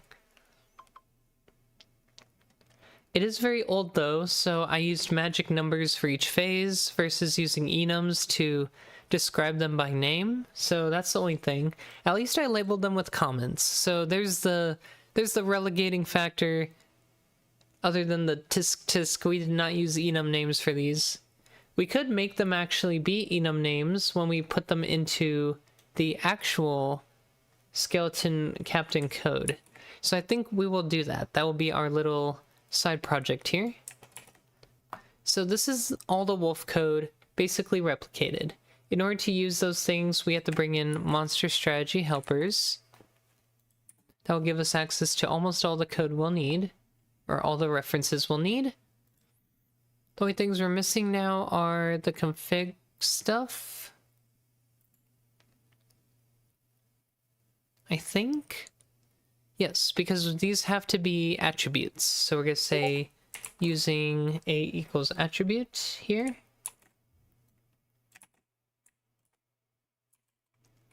I think what I should really start doing is assuming that if we include monster strategy helpers, it disables the A. Like, we should have undefined A here, in my opinion. And then we say using A, or actually even better, we just put this in monster strategy helpers. I think this makes the most sense. Because if we're going to do any of this, we're going to need attributes. And if we're going to need attributes, using A equals attribute goes in there. I think that makes the most sense. Hopefully none of the other code gets messed up because of it. We're also going to have to include game for this. Okay. We should be good to start messing around with this. So, let's see here. Oh, we're gonna need Adventures in Lestoria, of course. So include that too. I think game was included, just not Adventures in Lestoria. That makes sense. No, we still need it. Never mind. So let's make an enum for these phase names so we're not getting confused anymore. So enum phase. And we'll just call them for what they are. So we have run towards, run underscore towards. That's one. Then we have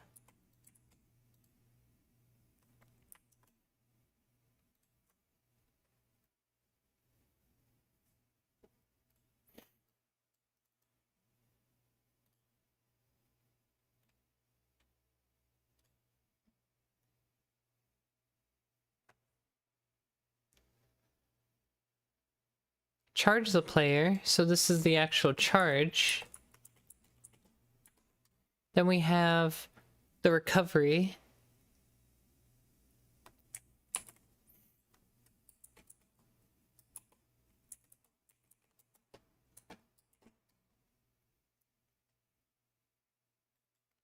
And then we have the disengage. So the disengage is... I don't even know if we really have a the disengage is the turnaround. So I'm gonna call it the turnaround here. While the disengage for the dog was literally to run away, for this it's not. It's actually a turnaround for the monster to begin another charge. So again, first we have the run towards the player. We're gonna grab all of these things because we're gonna need them all. So let's go to the wolf strategy. Let's grab these guys.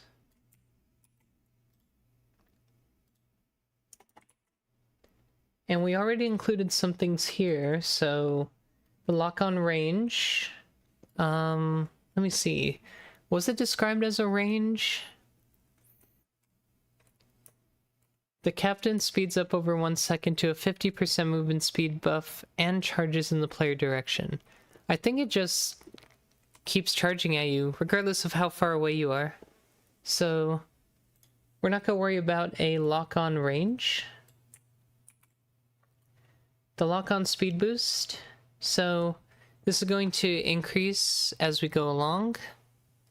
So instead of this being a lock-on range, we're just immediately going to go to phase 1, I guess. So really, we don't need the run towards phase. We're just always going to be charging, right? It's going to be charge, recovery, turnaround time. Charge, recovery, turnaround. Charge, recovery, turnaround. So really, this phase doesn't exist. Also, these numbers need to be replaced with the actual phase names. Charge, recovery, turnaround.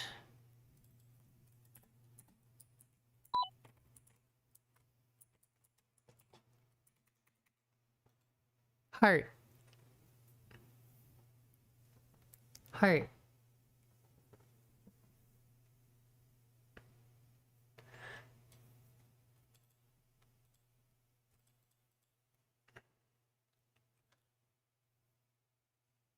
Okay, and we're just gonna do... Assuming we've already done this, so we're just gonna take these variables, and we're gonna set them right away. Let's just say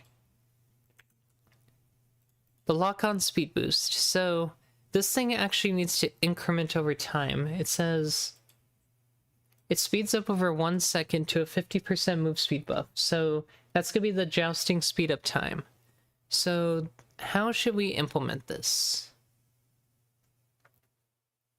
We can make it so every like 0.1 seconds, we set the power of this move speed buff to a higher value.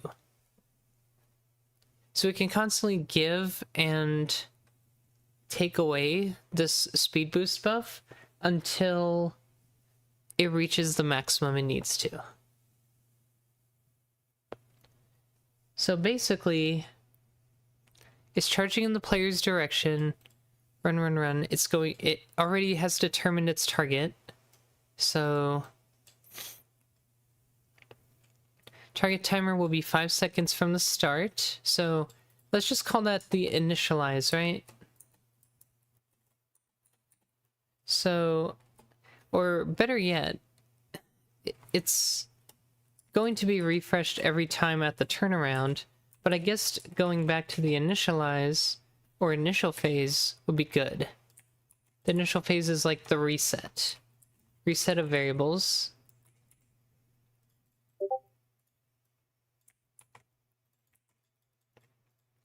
And that includes these. Like so. Okay. So we're not going to do the lock-on speed boost here because we're going to be incrementing it over time.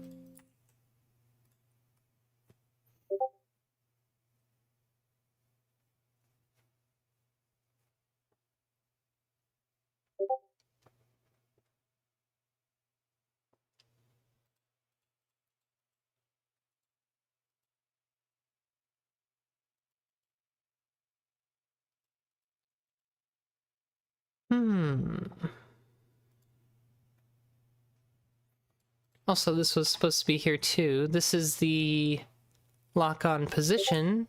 It's going to be based on wherever the player is standing when it begins. It looks like we have it going 20% past the player as well, which is also interesting. And I mean, that's fine. I don't think that's a huge issue. But yeah, when it chooses to charge, we also have to consider the animation itself. So the animation will play, which is the charge animation right here. So that will play as well at this point. So I'm just going to say perform. It should be the attack animation or shoot animation. Same thing. It will figure out that that's indeed the shoot animation.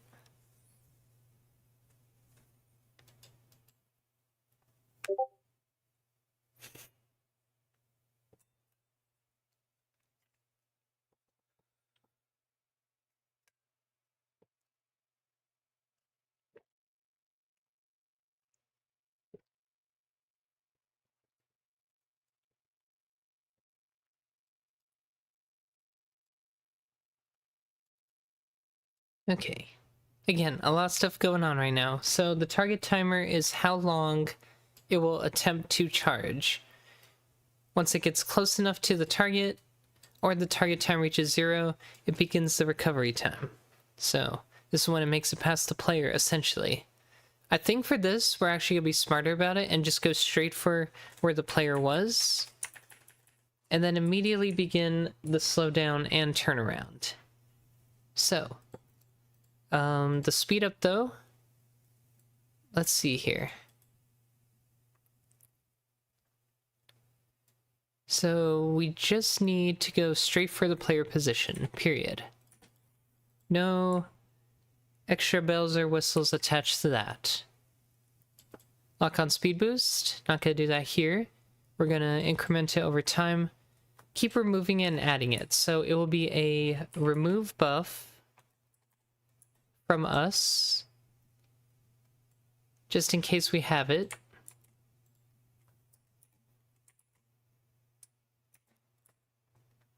And then we're going to apply this buff based on how much time has passed. So we know we have a second. So I'm going to add a timer.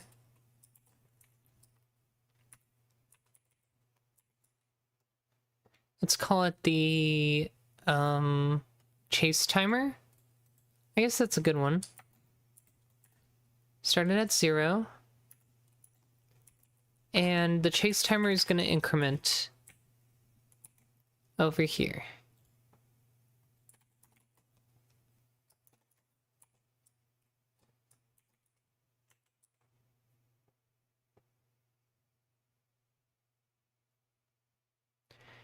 So with the chase timer incrementing, that'll determine how fast the speed boost is supposed to be at this point.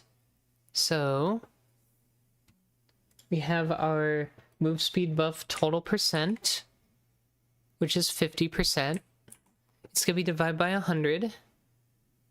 And then the amount this actually applies is based on the ratio of this versus total time passed. So we're going to multiply this value by taking the whichever is smaller, either the chase timer or the configuration value called jousting speed up time,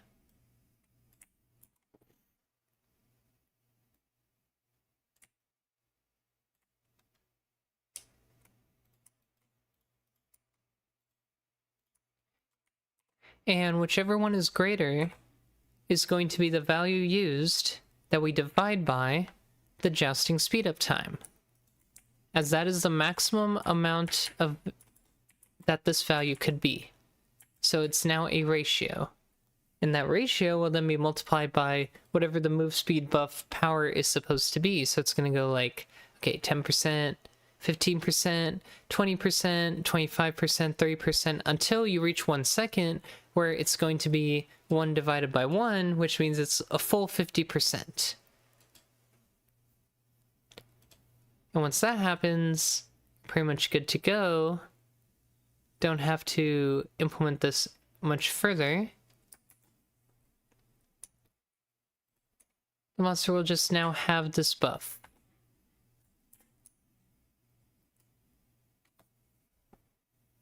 So after that, we have the target timer. We're moving.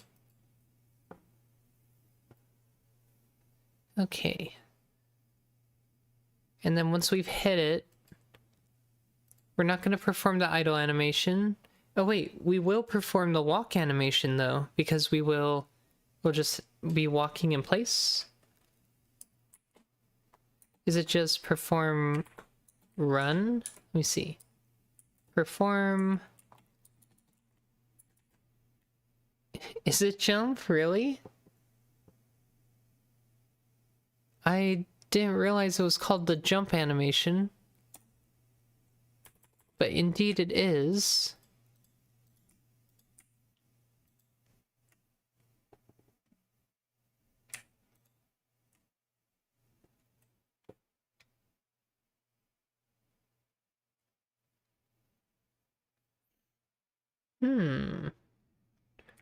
Yeah, that's very fascinating.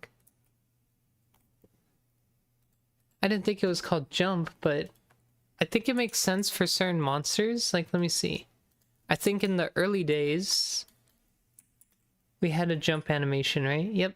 And it was the second one. So traditionally, it has become what's called the jump animation, even if we use it for other things now, which is hilarious. It's just kind of a carryover from that. So anyways, get close enough. Run, run, run, run. Stop.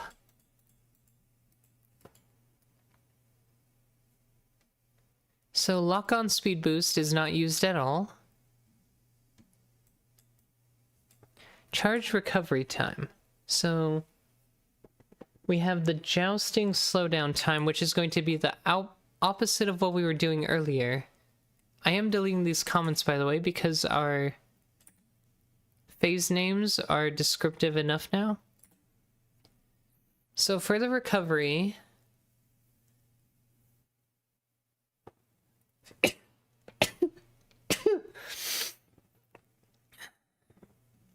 not going to use this one, we're going to use the jousting slowdown time. Again, we're just kind of adapting this AI to our own flavor. So the recovery time will start going down until it hits 0. And as it's going down, it's going to apply a move speed buff that is slowing down to that value. It slows down to its normal speed over 2 seconds. Okay. So the speed boost now goes from providing an extra speed up to providing a speed down. So again, we're going to have this constantly updating speed down, speed down, speed down, speed down, this time going the other way. So we know we started at the jousting move speed buff value, and we're going back down to the... It looks like it's counting down this time. So it's starting at the 2-second mark in this case, and it's counting down to 0. So how can we utilize that? We have to take the recovery time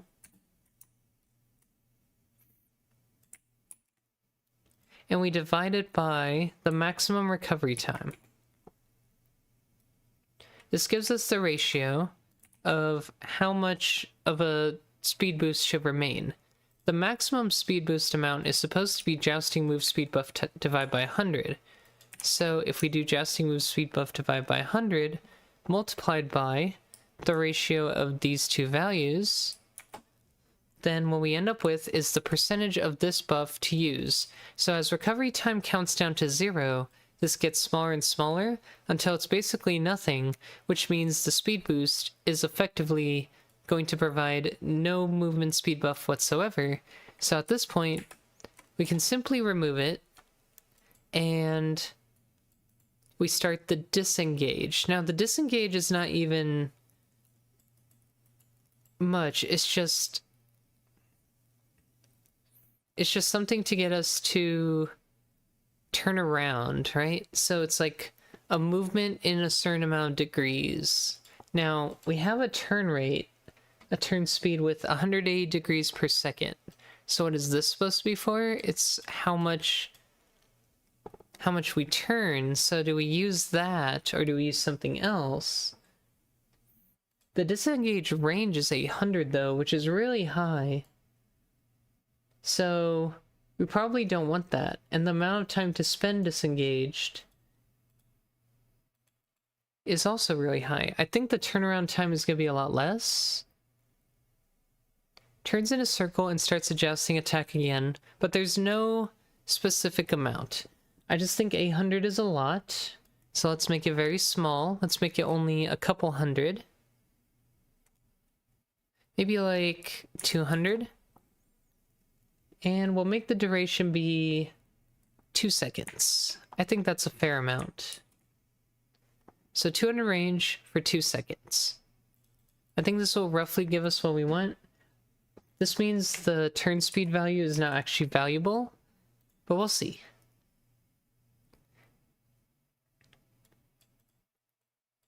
And I'm going to change all these magic numbers for set phase into our enums now that we've corrected them. The magic numbers were just a side effect of old style coding when the project was first beginning, because this was one of the first few enemies, so... Or at least the code this AI was copied from was old. So, once we're done here, we have to go back to the initial phase where we reset everything. Reset the chase timer, figure out our target position again, set a target timer, change to charging mode again, and go at it one more time. Do it all again. I think everything else here works. We're just gonna have to try it and see what happens. But most of the code was pretty transferable. The only things I changed were the application of the move speed increase and decrease buffs. So let's now go over to our monster tile set and add in something to place down skeleton captains.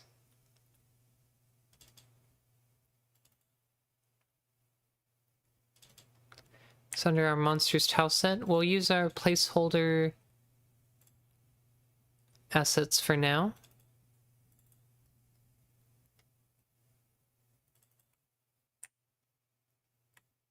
Yeah, just some silly sprites that make up this.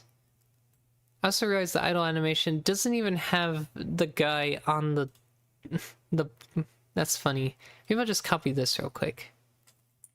I'm like, that's kind of an oopsie, but again, just very quickly put together placeholders for the sake of making this work. So we're gonna bring this guy over. Place you here for the time being.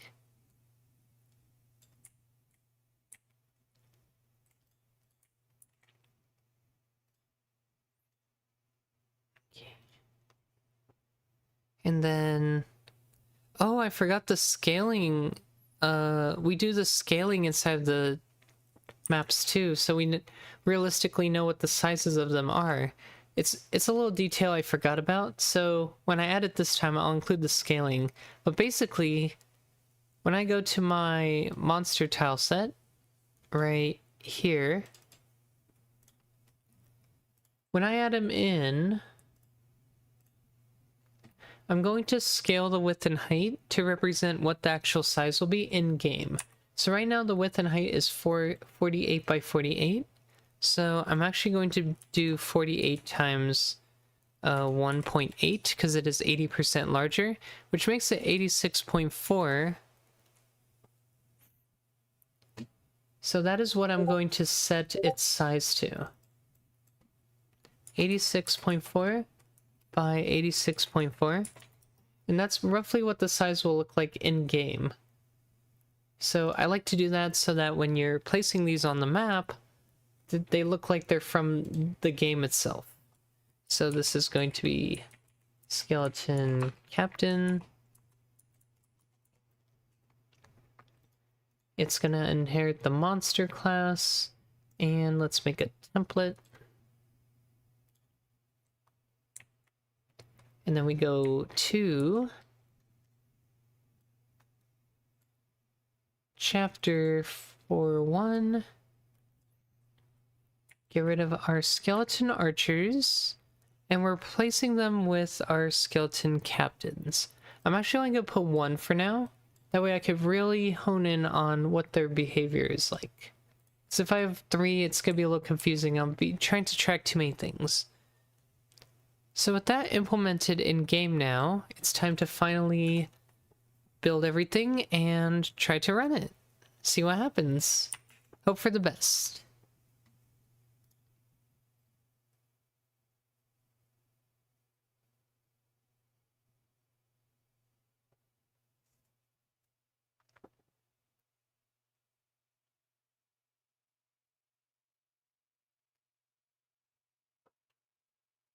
Ooh, this is like a complete rebuild.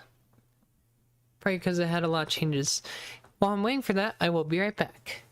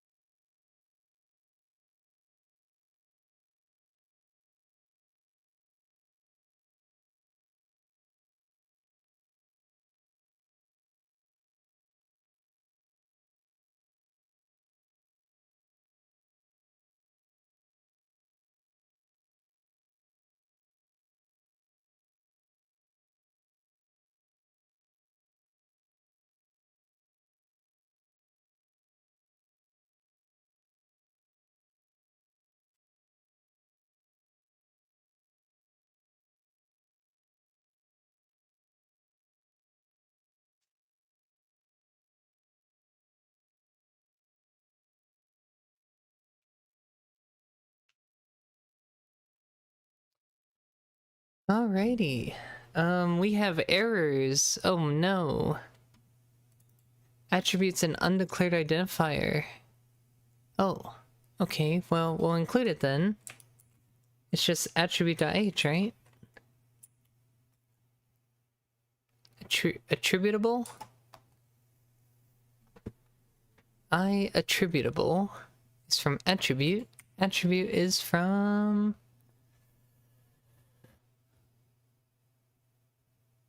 monster data?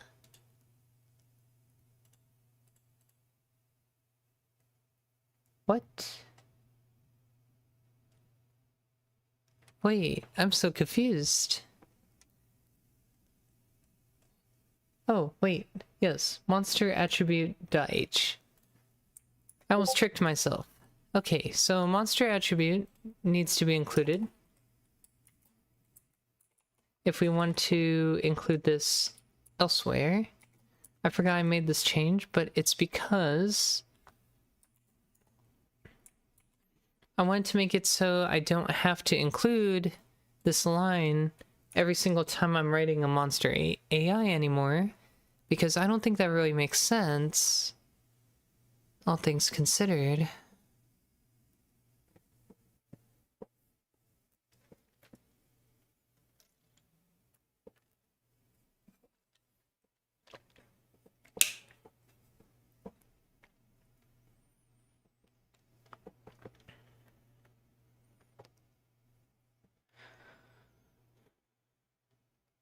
So it looks like this actually builds now with that fixed. And we are going to look at, monster skeleton captain flag. Oh, I called it captain flag instead of Skeleton flag. Skeleton captain flag. Failed. Did I not save in the right place? Oh, I didn't put it in commercial assets, that's why. That's my fault. Alright, we can... that's a redo.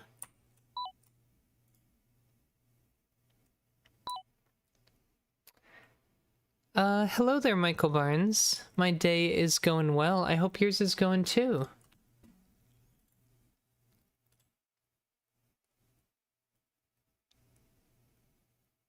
Yes, yes, just a wonderful day of working on my game, programming.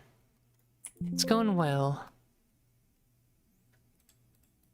I don't think it actually made the game pack, it just kind of broke trying to add this in, so should be good now.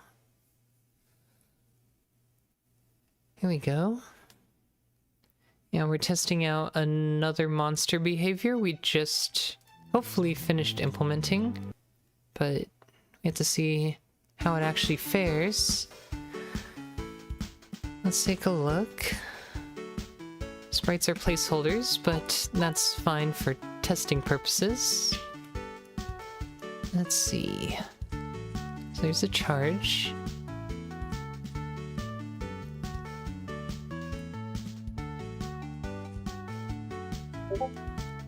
Okay. The charge is not quite as far as I would expect. I would expect it to go a little further. I think it's just because... I wonder why it's like kind of short. It looks a little short. Let's see. Okay, so we do cut it a little short. We say if distance to target is less than 12 units. So that is about half a tile. No, that's a full tile away from where we want. So let's say the distance to target... I think this is just to make sure that, like, hey, we're close enough, but we might not exactly hit that tile exactly.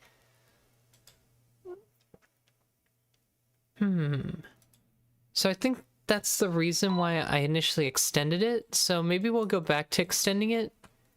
My game seems interesting. Oh, thank you. It's fun.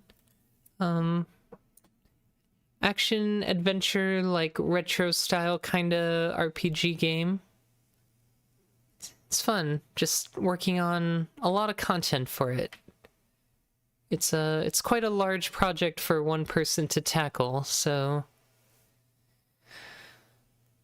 Although I'm technically not alone, I do have my game designer, who came up with all the initial concepts and all the monster ideas and such. He also works on the maps occasionally. And I do commission pixel artists to do the actual pixel designs once the monsters and concepts are fully developed. So, yeah. There's a little bit of extra work going on behind the scenes, but in terms of all the programming, I have to handle all of it, and it is a lot. But it's also a lot of fun. Programming is very gratifying.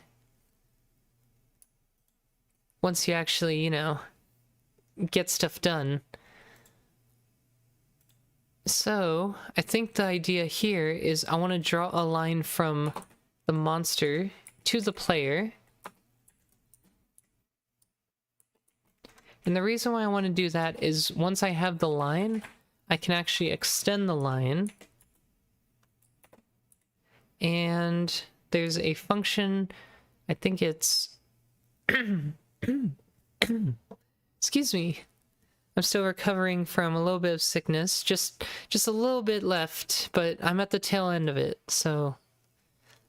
given a unit distance, get a point along the line. This is given a real distance, get a point along the line. So I think...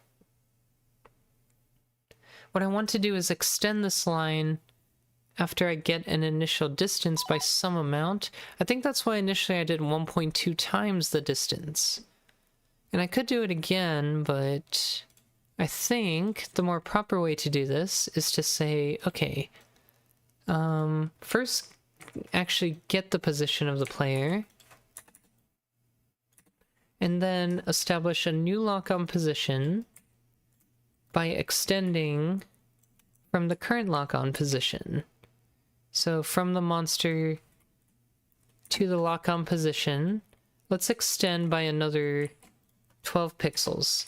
That way, if we're checking for a distance less than or equal to 12 pixels, then we're making sure we're actually jumping to at least our target point, our target ideal distance. So we're going to add 12 units to the line. This game will be available on Steam for probably... It's still up in the air, but I think right now it's probably going to be available for $10 or $11. But of course, when it goes on release, it will be on sale, so it won't be quite that much. But the game will also feature a demo, so the demo's already out and allows players to play the first chapter of the game. So it gives players a chance to see if they really want to spend $10 for a game on like this, to experience the rest of the content.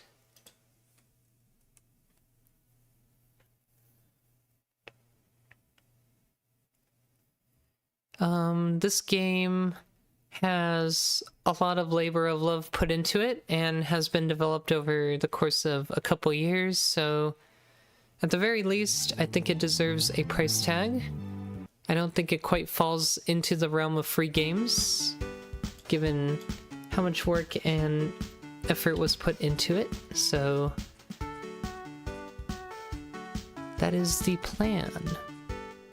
Let's see if this guy actually wants to walk a little further than before. That doesn't seem to be the case. Oh, maybe it is. Let me see. Okay.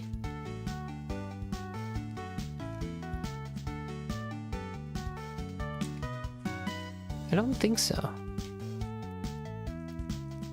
It doesn't feel like... It needs to be well past the distance, I think, is what we're aiming for. So I don't know why R.12 isn't enough, but it's definitely not enough.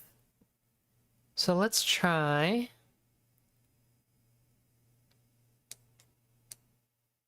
Oh, you know what? It's just 12. That's what it is. I need the distance of from here to here plus the line going from here to here. Okay, this makes more sense. So whatever the distance was, I basically need the length. So I will grab the length here, and then I need to make another line that actually will point from the monster to the lock-on position. And it needs to be along this point, but this length plus 12. So a little confusing here. If I want to make it less confusing, I would take the distance separately here. Oops. And put that in a variable. That way it's a little more tidy. So this is like distance to player, essentially.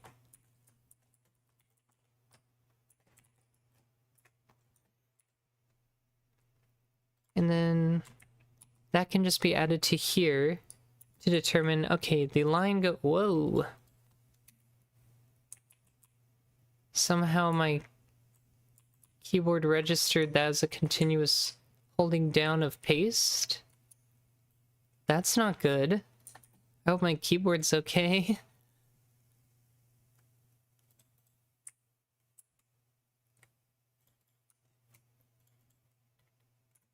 All right.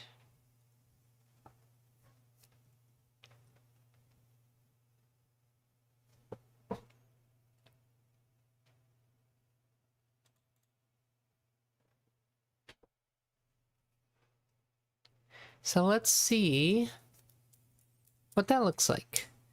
It should move a lot further than one tile now.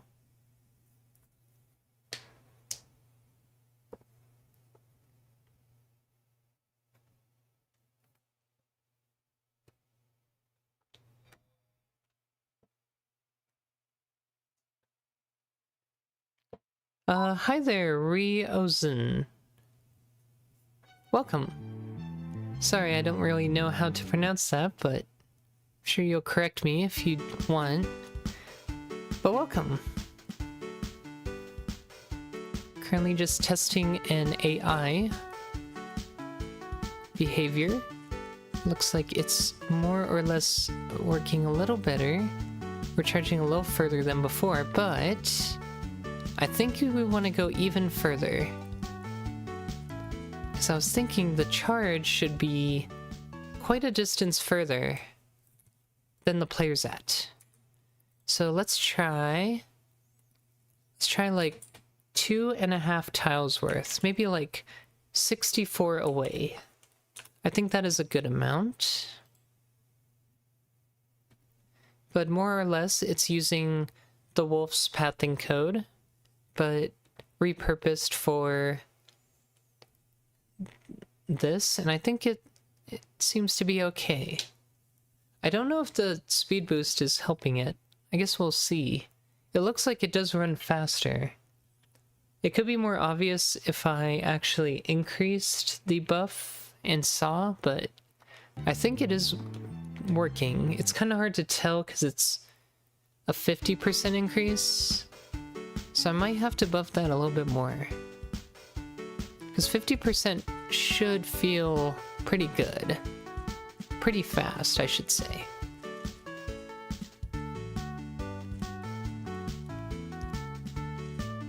Oh yeah, I can see it increasing now.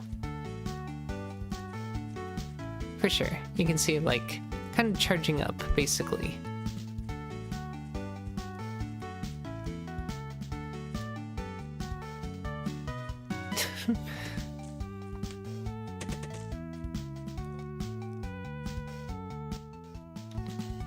It's more or less what we want.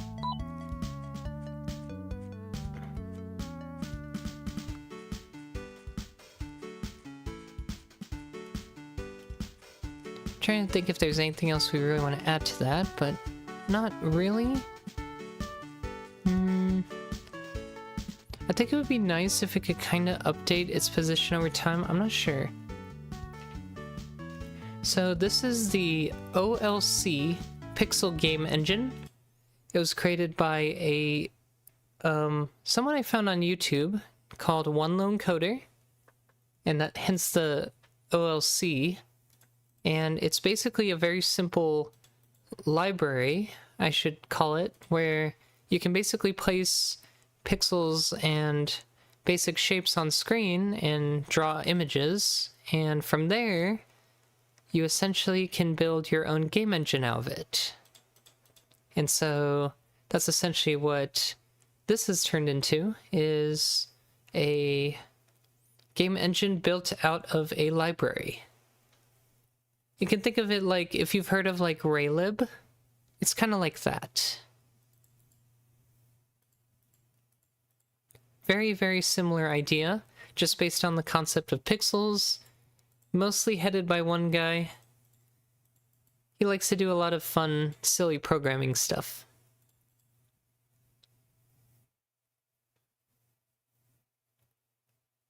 But yeah, his work and his community has brought a lot of inspiration for me to want to make my own video game, so...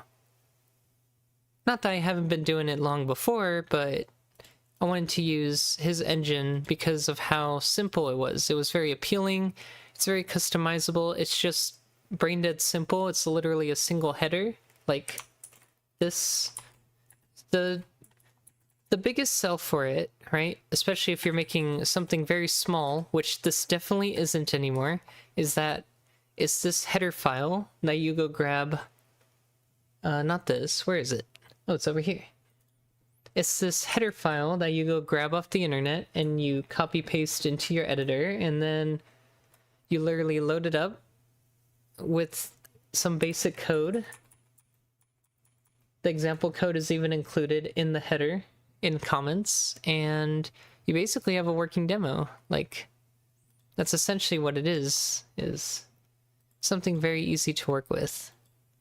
But in turn, you can make a very complicated project out of it if you so choose. So I've decided to go the whole route of making a Steam game out of it. And you can see it's turned into a huge project. But it is a lot of fun. Of course, there's a lot of challenges that come with it.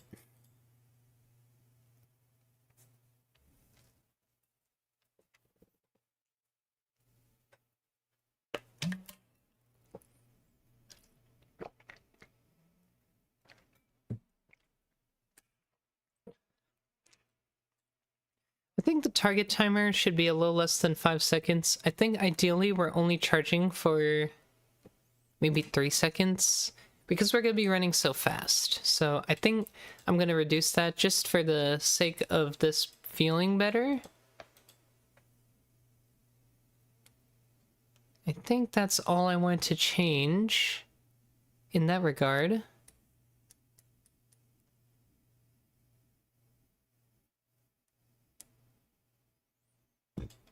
But yeah, let's work on the flag mechanic now. So the other part to this monster, other than it just charging at the player over and over, is when it gets within a 150 range of any non-boss or skeleton captain unit, it drops a flag. And we already made the flag unit, so let's go ahead and try and make that happen. It would be nice if the flag, like, fell down onto the ground instead of just immediately appearing on the ground. I think that would be a little jarring. So I'm thinking when we create the flag, we initially set its Z to, like, maybe 30 or something, and then it'll just kind of fall down to the ground. So I might add some quote-unquote 3D physics real quick to the flag AI. Because I don't think it won't fall down by itself if I do that, but we already have the rendering for displaying it in the air, so we might as well just add in some quick vertical physics. I appreciate it, and it is a lot of work, but it's a lot of fun, you know? It's a very satisfying process when you see your stuff come to life, and you get to kind of revel in it, right? I got the opportunity to try my demo on a Steam Deck that my girlfriend got recently. So when I saw my game working on a little handheld like that, I'm like, oh my god, this is amazing. It made me really want to consider finishing my game because it's like, oh my god, I see it being played on this little console. That's so cool. I spent time making it work on that. I didn't even know it was going to work so well up until that point. I just followed Steam's developer docs that said, hey, it's best practice to do this to give compatibility for devices like the Steam Deck. So I'm like, oh, okay. I'll implement it blindly, not sure if it'll actually work. Finally got a chance to test out on real hardware, and I was very, very happy. Super duper excited. So that's just a fun little tidbit. But yeah, I'm very excited to finish the game now. Kind of had like a fire rekindled moment because for a while I wasn't really working on the game too much, just because, you know, you work on it for so long, you get a little tired of it, you need a break, right? So it happens with every developer, especially for such a long-term project like this. This is basically going into year 3, so it's a long time coming.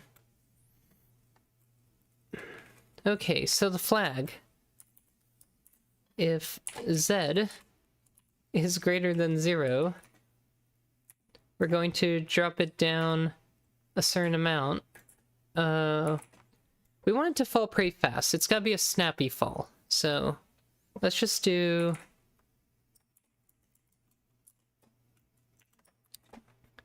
let's make it fall at a rate of Like, if I throw it up at 30, I want it to be on the ground in, like, half a second. So we're looking at realistically falling 60 pixels per second. So I'm just going to do 60 multiplied by felapse time. And since this is a set, we're going to do whichever is larger, standard max. Either it's going to be on the ground, which means 0, or it's going to be the fall rate, get set minus the fall rate. And that will eventually place it on the ground. So then we go back here to the skeleton captain. It doesn't say, like, the skeleton captain will stop or anything to place this flag. It's probably just going to be like a grab, drop, and go. So I think we're just going to throw it into the always running AI here. So we're basically going to search and detect for any monsters nearby us. And if they're within 150 range, we know we can drop down a flag, assuming the cooldown is good. So we need to implement the cooldown. So we have a variable for it right here, the flag cooldown time. We're now going to use that. So we're going to say if... I don't think we used ability cooldown yet, or attack cooldown. I want to say we haven't, but let me double check. Yeah, we haven't used the attack cooldown attribute, so I will associate with that. So if it's less than or equal to less than, let me think. We want to increment over time. No, decrement it over time. So if it's less than or equal to 0, we know it's ready. Yes. But we're also going to decrement it over time. So we're going to say equals whichever is larger. Either it's going to be 0 or it's going to be attack cooldown minus felapse time. So that will constantly go down. But if it's less than or equal to 0, then we're going to try and check for nearby monsters. I think I have a function that already does this, but I could be wrong. Let's just look. I'm looking for either, like... Let's just check monsters. We have spawn monsters, update monsters. No. We could check monster itself. I don't think it has anything. I think the only functions I have for this are, like, hurt nearby. Yes, I have, like, hurt based on cone, hurt in general. So I don't really have anything that lets us detect nearby, so we're gonna have to do this, quote-unquote, the old-fashioned way. So, which is fine. Still using... I'm gonna use views still, so still dealing with modern C++ in that regard. So we'll include the monster list so we can access all the monsters in the game. We'll go ahead and read from it. So we need, we're gonna have shared pointers coming out of this. They are monster shared pointers. We're just gonna look at them from monster list. And we don't even have to iterate through all of them because we can use a semi-modern standard library standard lib library called ranges, and we can grab a view that is filtered from this list, provided you supply a lambda with what you want to filter out from the list. So we're going to provide the shared pointer again. And we're looking for monsters that are in range of us. So, unfortunately, the M here is the same letter as this, so I think I'm going to have to switch the letter we're using here. Potentially. I don't think I can rename variables in lambdas, but let's try it real quick just for fun. I can do... Yeah, let's try it. Why not? Monster equals M.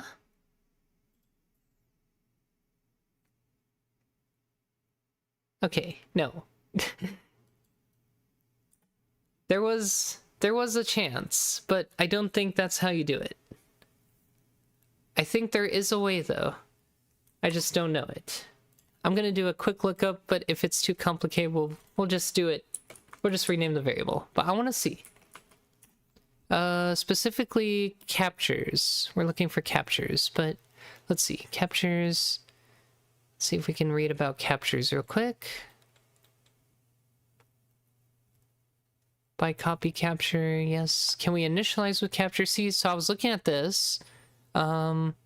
A capture with an initializer acts as if it declares and explicitly captures a variable declared with type specifier auto and the same initializer. Oh, so maybe? Ooh, okay. So this is actually the original monster, or in this case, the captain itself. So maybe I'm gonna call this the captain. So we can do that, which disambiguates the M here and the temporary M here, which is fascinating. Okay, so that's what I want. So now we can say, the reason why we need this is we need to do the distance from the captain, which I have a function for. And we're seeing if the distance from this monster's position is less than or equal to, and now we need the config value. So that is going to be the drop flag range. We're looking to see if they're within this distance, because if they are, we are going to do that. Now I just realized, and this is my fault, that these distances are not in they're not in pixels, they're actually in units. Game units. So the way the game units works is 100 is supposed to refer to one tile, which is kind of weird, but that's how we measured it. So 24 pixels is 100. So unfortunately, I'm gonna have to do some translating, and that includes fixing the distance that was down here with the haste buff range. If the haste buff range is 600, it means it's for 6 tiles. That's its radius. So it's got a 12 tile diameter or 6 tile radius. So we're gonna have to go back and fix that, because 600 pixels in my game is like 4 screens wide. It is massive. And that is not what the intention here. Anyway, so we're gonna have to go fix that as well, just a side note, and I just realized that. So we're gonna have to read this config value, which means we need to do some silly stuff, because in order to do that, we're gonna have to do get config, or excuse me, config float, I believe, which is a little tricky because now we have to... I think it's an underscore too. I don't even think this is like... I'm trying to remember how we get here, because we have to access... I think it's literally just get config float. It could just be get config even, but there's one we should be able to access. Man, I'm blinking. All right. Well, the way we figure it out though is we look at what this macro does. So it's underscore get float, which calls... What do you call? Please, can you let me in, Visual Studio? You call underscore get float, which is a static function. Okay, I see. Right, so that's what all that is. So if we want to use config float by chance, we have to provide these parameters. We need to provide the parameters, the strategy. Yeah, so we have to provide the strategy name as well, which we can pass in. That's not too hard. It's right there. So pass that in. And strategy. Yes. Okay. Now, this is not going to... This lambda will expire well before this does, so this is okay. We ran into this issue of lambda capturing a reference and causing lots of problems earlier because the lifetime of the reference expired before the lambda. Not this time. Just complicated C++ isms, because we love those. So now we should be able to actually use config float, because we are passing in. Now M is wrong, so that is going to be a problem. So I'm going to change this to be to just be monster. That way M is available, and we don't have to use captain anymore. Although we could. We're just using the M from up here.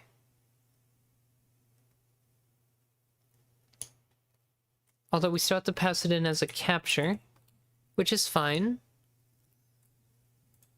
And config float. So, config float, pass in this value.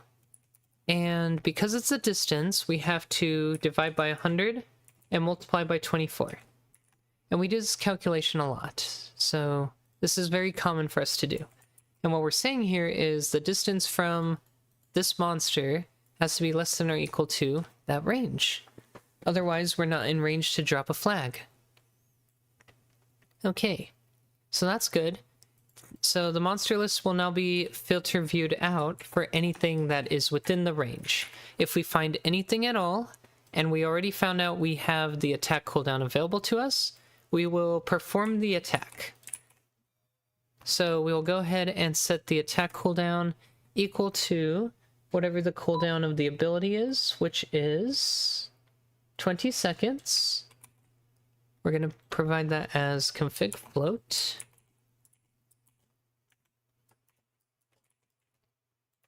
"20 seconds. C++ has some crazy syntax that's beyond my level. Yes! C++ is considered a very difficult language to learn. And part of that is the syntax, yes. It gets very confusing very quickly. It's one of those languages that has so many features and yet so little at the same time. It's like... It's just a very difficult language for people to work with. So why do people use it for games? It's just because it's a pretty fast language. It's considered pretty fast, and when written correctly and written well, it's very robust. As in, it will stand the test of time. It's not typical that you're going to need to change much of the code. It will very much hold its ground and do what it needs to do for a long time. But it's very easy to produce bugs with. Less so than C. C is very much like, here's 10 foot guns. Which foot gun do you want to trigger first? Because you will trigger all of them eventually. Just which one do you want first? And C++ is more like, there are foot guns, but we put a floor on top of them, so you have to dig your way into them. Still foot guns, though. But the complexity of C++ is what intimidates many people to not really want to step into it. It is a very difficult language indeed. And in the right hands, it's very scary to see what it looks like when it's working, right? So, yeah. Right now, M is this, so we need to change this out for... I'm gonna call this target, or maybe flag target, because that's what it is. Basically, we need to hold this M that we passed up here we're using for the actual monster to make all this other stuff work. So in this case, I changed that. That was wrong. The attack cooldown will be set, and we'll place a flag at the position of that monster. So flag target, or rather, let's spawn a monster. So to spawn a monster, I think we have to go to here. There it is, spawn monster. And we provide a position. So that's the flag target's position. Also, after we're done with this, we can break out the loop. We only needed one monster. In fact, I think I can even tell it to only give me the first item. That way it doesn't keep searching. Let me see about that. Because this would be new information for me, and could be handy in a situation like this. Let's look at the ranges library real quick. Yeah, this is very modern C++. It's from C++ 2020, which is very new. In C++ terms, if we're in the current year, 2026, then 2023 is considered bleeding edge. 2026 is considered insanely bleeding edge, like it's not even implemented in most compilers yet. And 6 years ago, 2020 is considered new because it's basically accepted now and may be implemented in very new projects.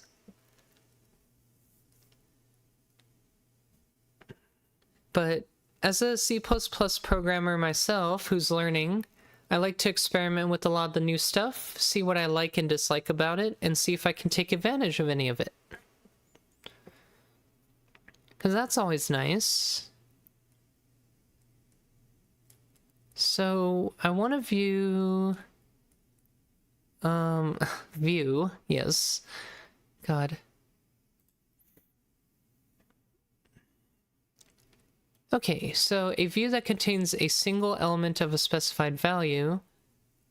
I'm really not looking for a single value, though. I'm looking for the first value of whatever we've filtered. So I don't know if I can really do that. It doesn't look like I can, at least not easily. I assume maybe I can pull out maybe the first value from here? No, okay. So that's left as a mystery for now, but maybe it's something that I keep in the back of my mind as a, hey, this is something to maybe research later. You never know. Okay. So anyways, spawning this monster, we're going to need monster data. So we're going to have to include monster data because we have to reference the flag. So we're going to go down here,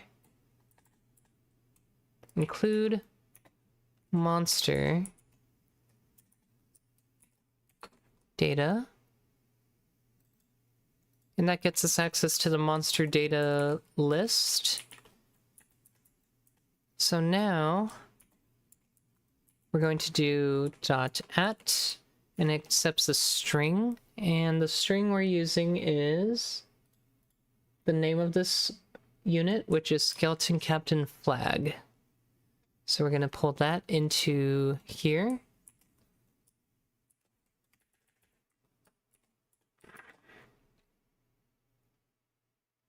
And at is just a read-only way to access a container. So that's what C++ provides. It's highly recommended to use it because it has error checking. Whereas in most languages, if you want to access something from like a map or an array, you would do these. And you can do this, but it's considered unsafe because there's no error checking. But technically it's also faster. If you wanted to really save some cycles, you could do no error checking, but we like to program safely. We're not programming a game that requires the highest performance needed in the world, so we'd rather be safe. If something is wrong, I would want my program to error out and tell me what is wrong. And it will do that. C++ has those safety features in them if the programmer chooses to use them.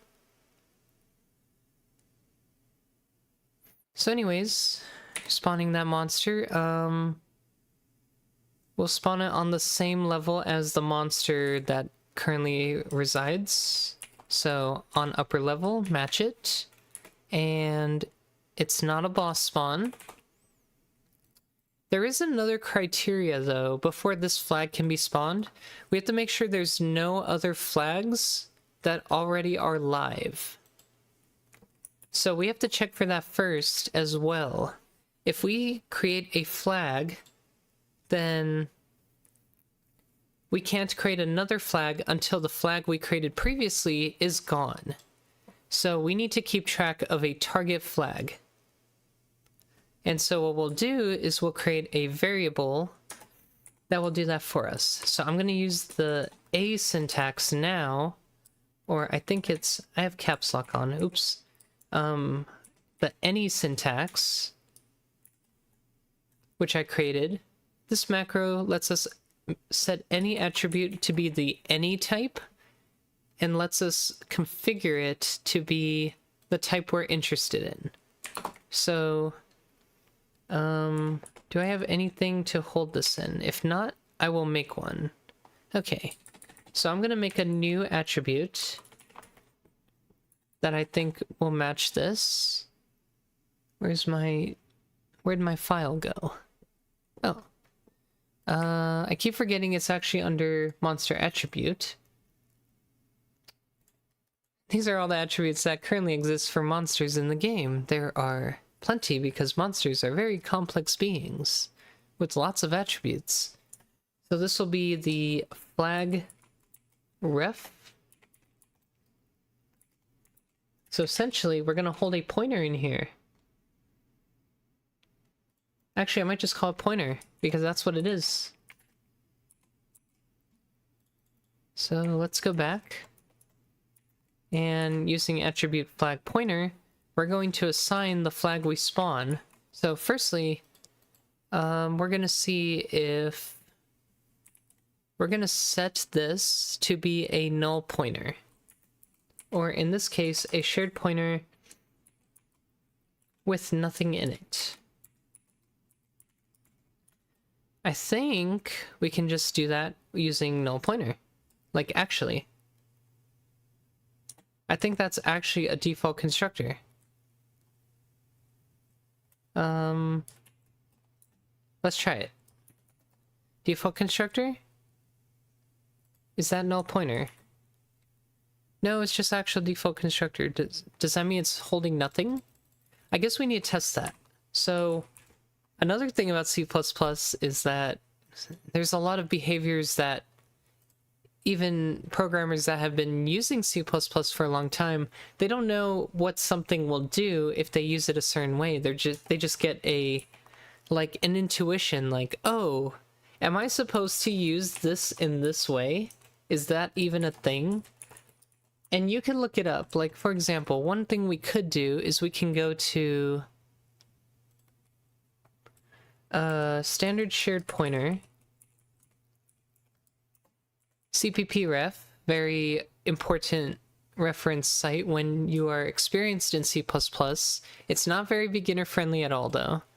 So the constructor here constructs a shared pointer with no managed object, so it'll be empty. So that pretty much answers our question. It'll be empty, which means it'll be invalid, so it will point to nothing, which is what we want. That's what I was hoping for, and that's what we get. So, knowing that, and regardless of which programming language anybody uses, the documentation will always be helpful. If you're not sure what's going on, I would always consult it, even if you don't understand it. It might give you some hints or describe some weird behaviors or gotchas. A lot of documentation sites like to include things like, oh, warning, you shouldn't use it for this, or they might even include example snippets. So if you don't know how to use some code, maybe the examples will help you. Or maybe you're trying to use a certain way, it might warn you, hey, this is slow, use this instead. That might save you a lot of time. Anyways, the only reason we're doing this is because this is an any, and an any type needs to know what its type is right off the bat, so we're establishing it with a blank type that we're going to populate. So then we come down here, and we say, okay, before we can even place down a flag, we have to know, is this, we're going to have to anycast it? Yes, in C++, there's an anycast to monster so that we can look at this variable. And anycast monster, we're gonna see if it's not blank. So I believe for it actually should just return fine. Let me see. So it's gonna return a monster. No. This needs to cast to a shared pointer. And that in turn will return false if there is no, well, see, again, I don't actually know if that's true, so let's confirm. Does shared pointer return false in a Boolean comparison? Checks if the stored pointer is not null. Okay, so if it's null, if you do if and it's null, it will return false. So that's good that we know that. Again, documentation very helpful here. And CPPRef, if you are an intermediate or advanced C++ programmer, this is probably going to be your Bible as you continue to build applications in C++. Also, if you're new to C++ and you want to learn, there's this great site called LearnCPP. LearnCPP.com teaches you everything. It's a little bit, I will say, it's a bit more leaning towards developers themselves. So for example, it's more like, oh hey, you're going to sit here, you're going to be a programmer, you're going to learn everything, you're going to be fed many details about programming. So this isn't like, oh, I'm very, very new to like computers in general. It's going to make a lot of assumptions about that and say, you are ready to begin writing C++. Like, it's going to teach you C++, but it also assumes that you're ready to learn C++. Also, I'll be 1 minute. Okay. That was my phone.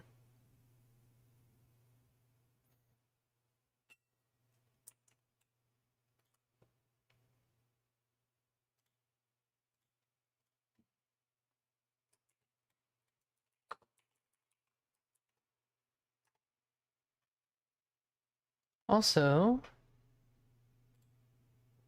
am I being pinged? Okay, hold on. Let me take this.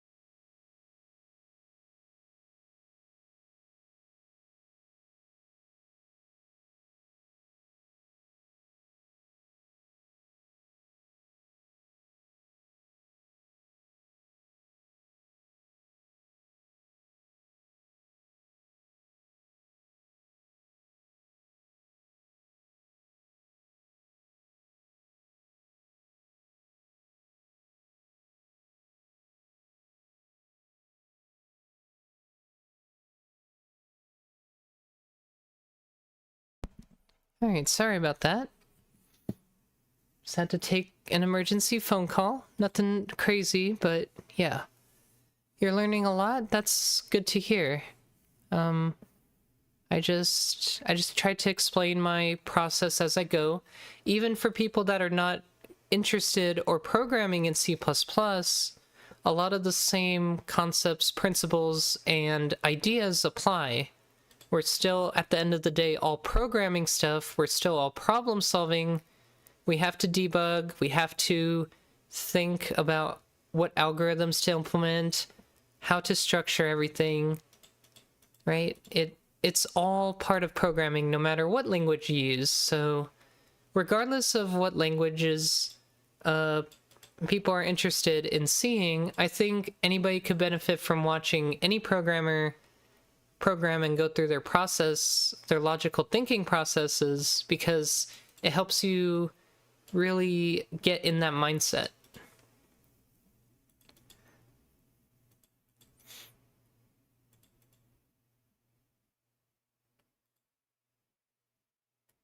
Okay, so we are spawning this flag, and we're going to be setting, so this returns a pointer, I believe? No, it returns a reference. I don't know if the reference will lead to a valid pointer. I don't think it does, but let me check. Oh, it returns the reference to the pointer. So, if I then grab the pointer, I should have a shared pointer to this monster again. I think. So this is another one of those things, right? Where it's like, okay, I think this is what it does, but we don't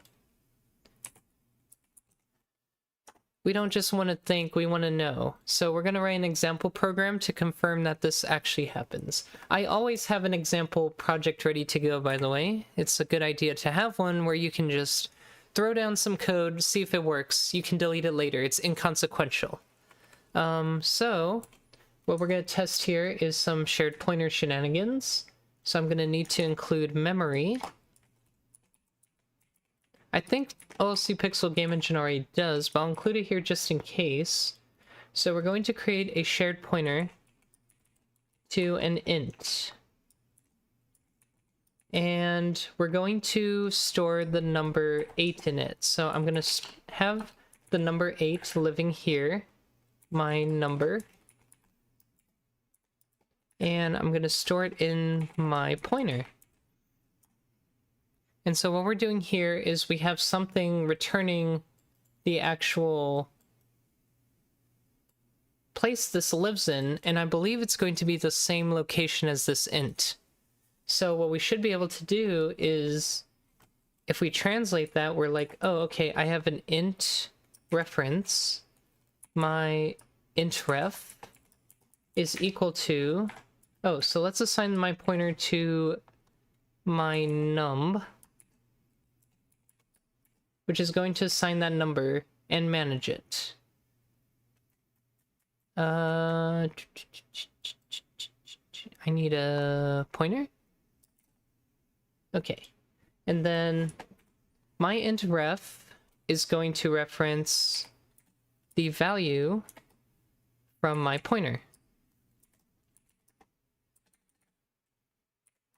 Now, can I turn it back into a shared pointer and it will be the same shared pointer? Will they be pointing to the same thing?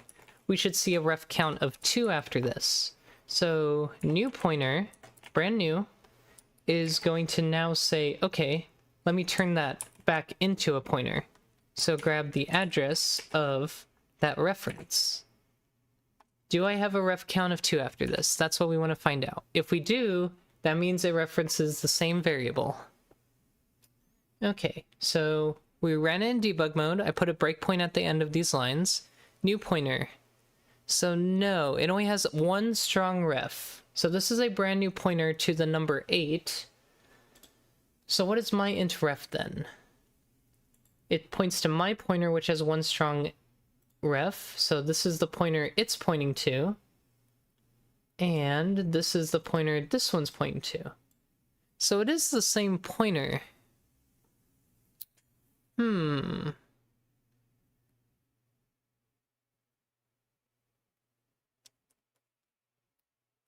Okay, well, it's good that's the same pointer. They both live there. So if I looked at the value of this pointer, it would be 8, which is what we want.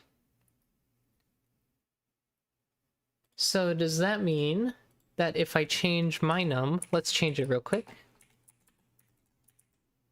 that we are now looking at it from both sides.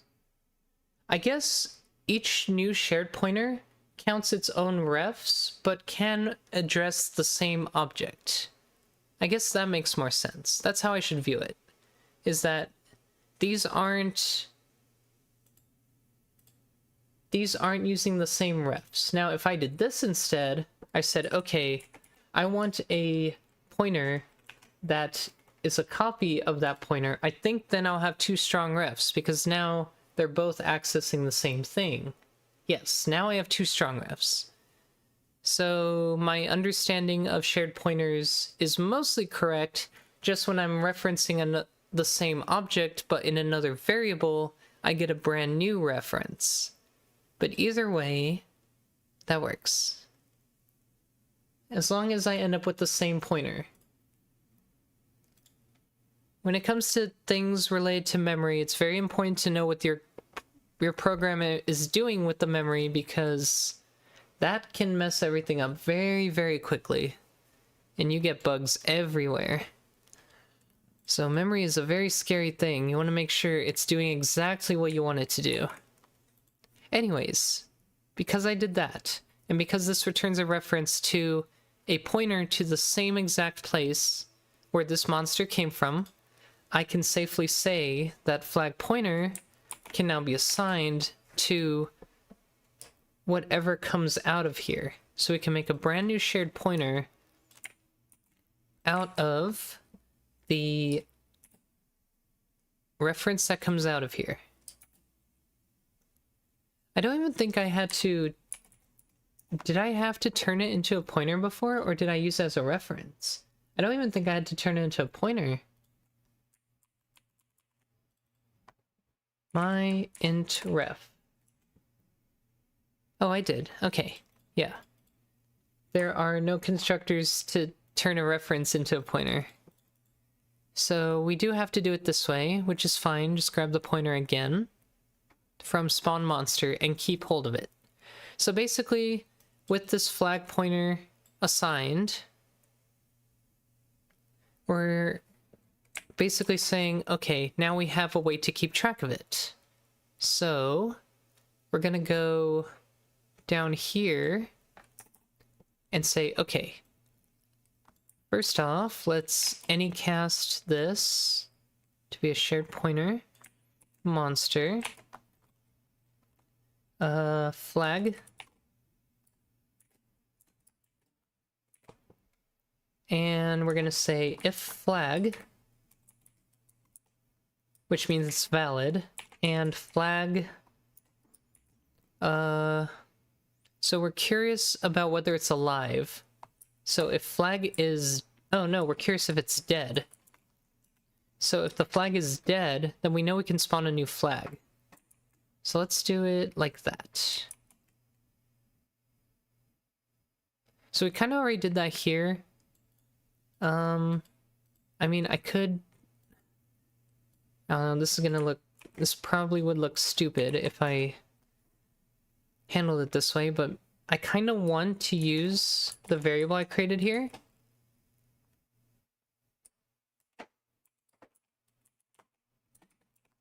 It's a very strange syntax because we're basically assigning the variable mid-statement, but... Oh, this only works if I do it up here, actually. I forgot. You can do this in your conditionals. You can assign a variable, put a semicolon, then put your conditional after it, but then you're also reading it like this, which is acceptable. It just looks really confusing. Whereas instead, I could have put it out here, makes it a little more readable, right? I don't particularly like the other syntax unless I'm really, really trying to squish in code together, which I'm not trying to do here. I'm trying to keep it readable. Also, this goes in initial. So, initial phase, boom.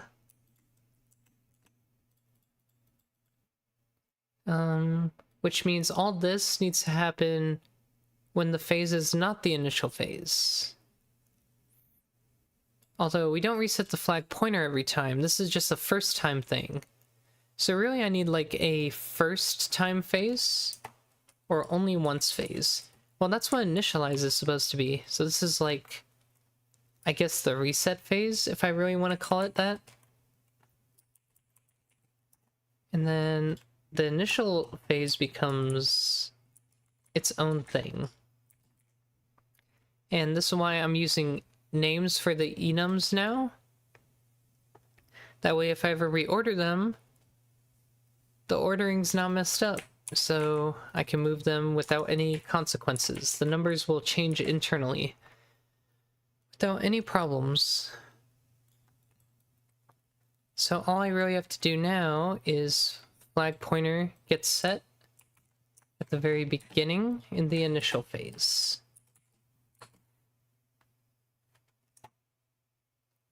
That's the only thing we have to do. Attack cooldown can go down here. We can set that up. That will be a const. And we're just checking if the monster's dead or not.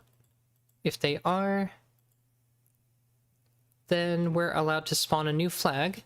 And when we override that pointer, the next time we read it in, the flag is going to be considered alive. We can't put down another flag until the previous flag is dead. So with that all set, I think we're almost good to go. The only other thing is the skeleton flag. We have to change the radius a bit. So the haste buff range is in game units, which means 100 per tile. So I have to divide by 100, multiply by 24 to turn it into a range that's in unit tiles. And with that, we are ready to test. So if everything worked out correctly, the skeleton captain would, well, actually it's not going to do anything right now other than its initial AI, because the map it's on does not have anything but one unit. So let's make another unit in here. Let's put the skeleton barbarian in here and put it on the same spawn. Okay, and then my game is compiling right now, so it's a good opportunity to do this. If the skeleton captain ends up near the skeleton barbarian, it will place a flag by it, which will buff it. If I destroy the flag, it should be able to place another flag because I destroyed the previous flag every 20 seconds. It should also not receive the buff itself because the exclusion list excludes any monster with the skeleton captain AI. And it should not include any bosses, and it can only do it to stuff that's alive. So if I kill the skeleton barbarian, it should not just randomly get more buff. I think it would also be nice if I add in a little text that will say, hey, this monster's buffed. I don't know if I have something for that right now, but let's see. I think I have to spawn the overhead text myself. Looks like there's no overload that does it for me, which is fine. We haven't really had a reason to use that before. Looks like my build is finishing now. So we get to test. And then if this is good, we'll make this our stopping point for today. I would even dare say the monster is fully implemented. We can actually merge and move on to the next monster. Tomorrow we get to do the mages, so that's fun because we get to implement the mana mechanic for monsters. There is no mana mechanic for monsters yet, so that's a whole new thing to add. Ooh, we have a bad anycast. So we're trying to anycast where? Okay, well, it doesn't exist yet, right? That's why. So at the very start, let's see here. So this code can't run at the very start, but has to run on every case thereafter. Oh, we also don't set the phase. That's important. But okay. Set phase to the reset phase. Okay. So how about we add a conditional that says don't do this on the initial phase. If phase initial, if not phase initial.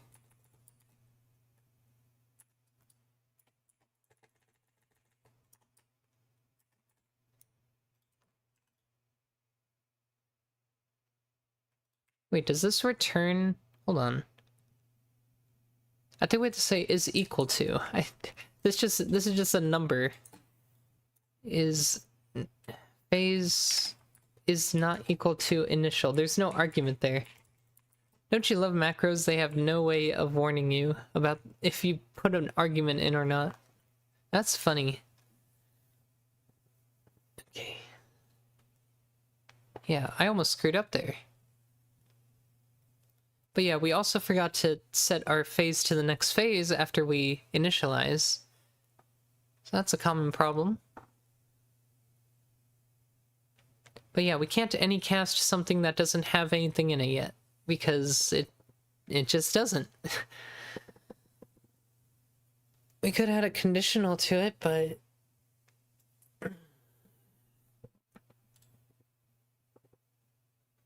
we didn't do that either. Alright. Oh, another thing people hate about C++, the error messages are so cryptic. It's so hard to figure out what's wrong when you're first starting out. You have no idea what it's complaining about. Even if you try to navigate call stack, you're like, why would he even try to do this?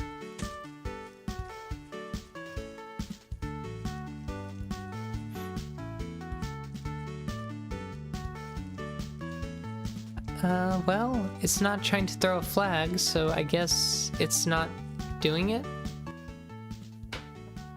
Let's see if we enter this breakpoint at all. Because I feel like we should have at least done it once. While this guy is trying to kill me. I'm trying to kill me.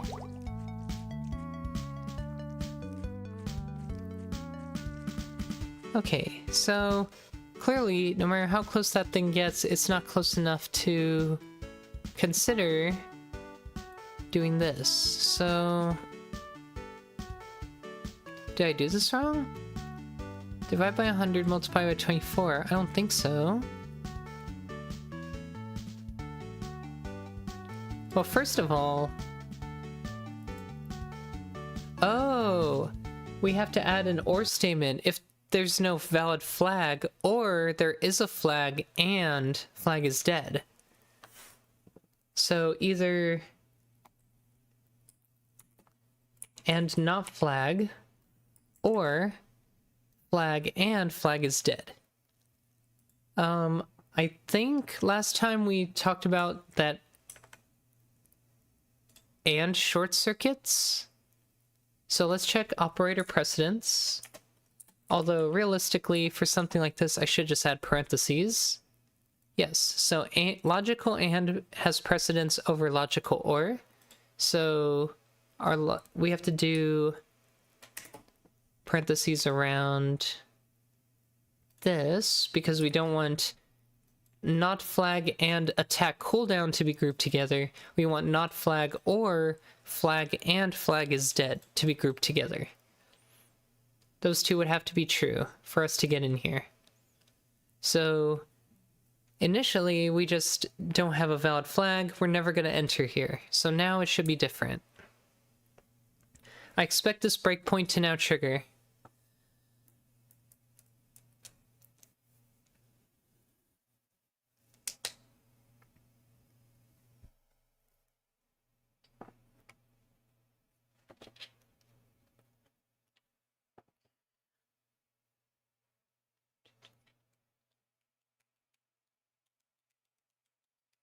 I also forgot that at one point we turned on the game music, so I haven't had background music running for the rest of the time, but that's okay. I've just been yapping away, as I always do, but I forgot it's been like complete silence the whole time. Sometimes I just don't realize, you know? So we definitely hit that breakpoint right away, which is good. So now it'll be constantly checking. And when a monster is close enough... Oh, there's the flag. Oh god, it is so buffed right now. So I'm gonna destroy it. Okay, so I killed it. So now it can... Oh. Okay. It's trying to destroy a destructor. While I'm still in here? Is that what's happening? Let me see.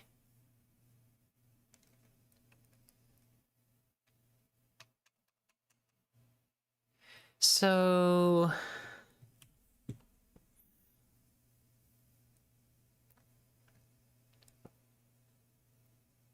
what is going on there?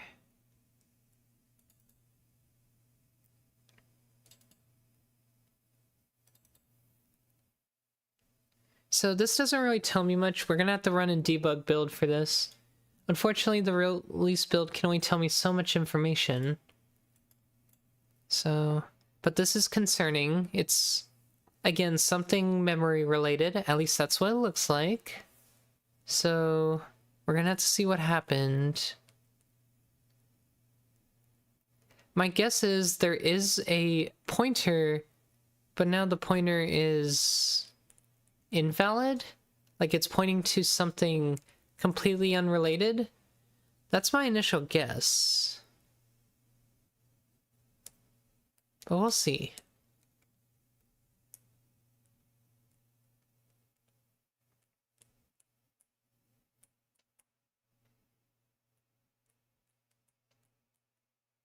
But yeah, with that haste buff on the barbarian plus its own haste buff, it was going wild.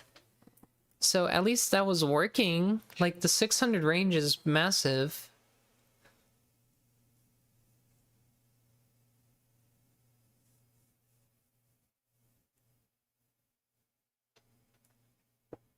Dang, it's really doing a full recompile?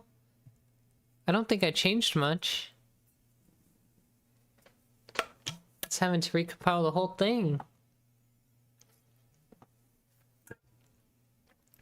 I also like to tell people it's kind of a privilege when your game is large enough that you actually get breaks in between builds. When your game takes more than a minute to build. You're like, oh, I actually just get to sit here and wait and contemplate my next move.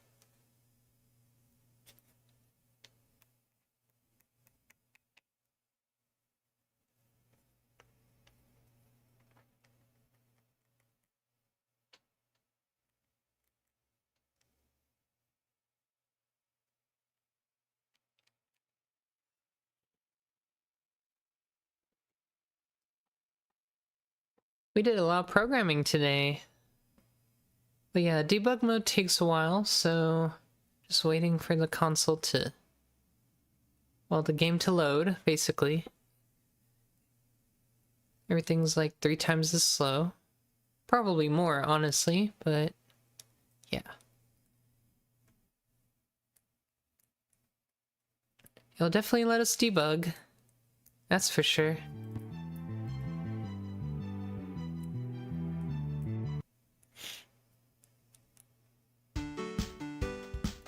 Alright, so we're gonna try to replicate it. Basically, get a flag on the field, kill it, and then wait a bit, and then it decides it's time to crash, because that's what it did last time.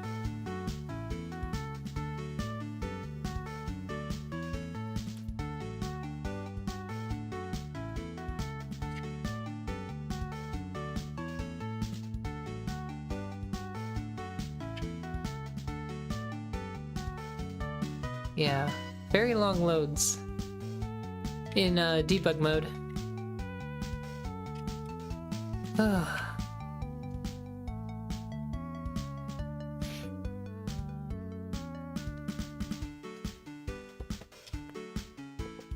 It's because the map is also very large. This particular one.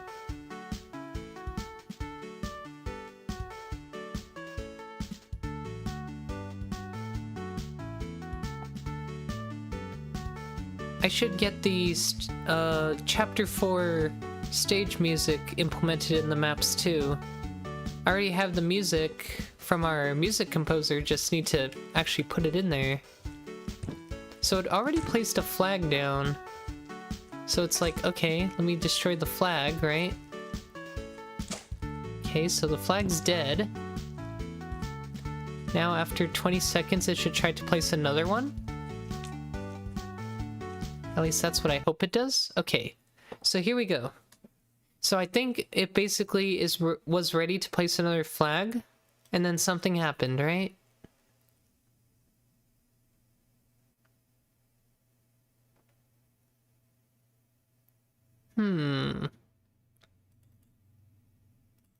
Okay. Well, it's calling destroy. So it's calling destroy because it's run out of ref counts, right? That's when a shared pointer gets destroyed. But why is it... Why is it crashing on the destroy is the real question.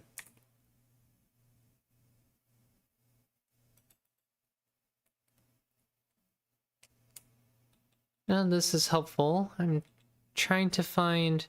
This is the last bit of code it ran. So it's exiting this block and then it's destroying it. So does an any not hold a shared pointer forever? I think that's a little weird. Let's think about it. Let's see. So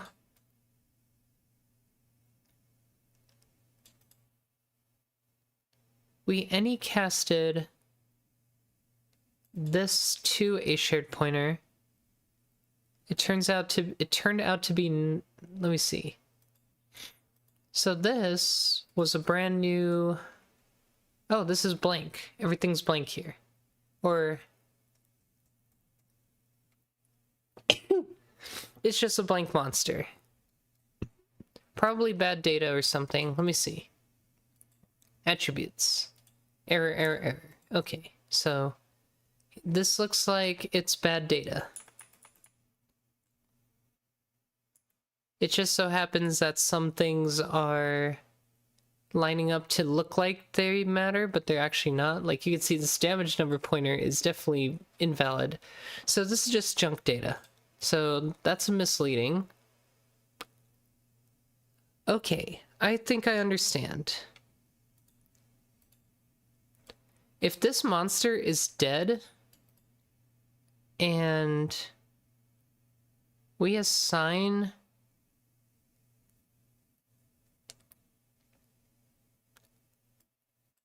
another shared pointer to here.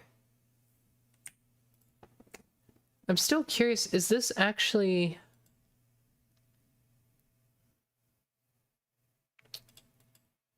I would think this would work, but I'm starting to think maybe that's not the case.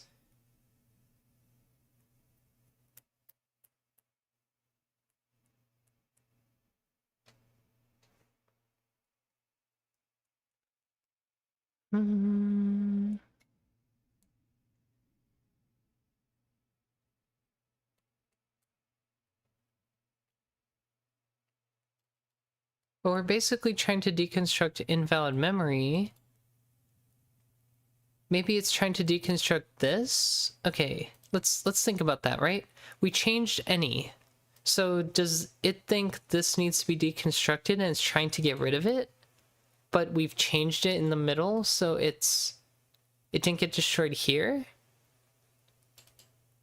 Maybe that's the problem, and this would be a very strange problem. I'll be for real. But let's take a look at the flag pointer. Real quick. So to access this, we have to do get any on this monster. So I'm going to pull up the watches, variable watches, and do get any attribute flag underscore pointer. So if this points to something valid, let's see, not empty small.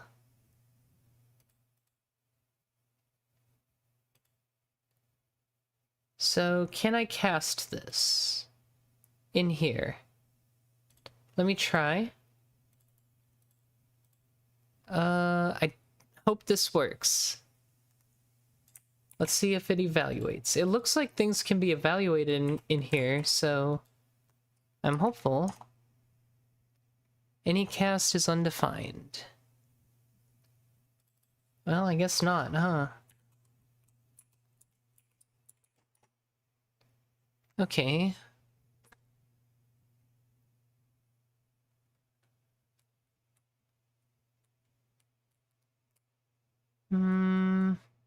Let's see.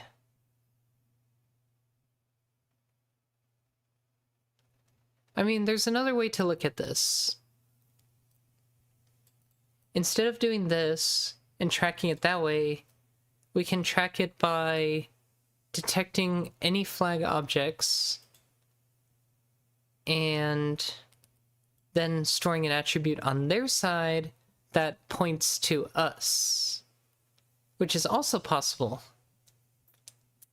Or maybe instead of storing this any, I just store it as a weak pointer somewhere and take care of it that way. Let me think about that.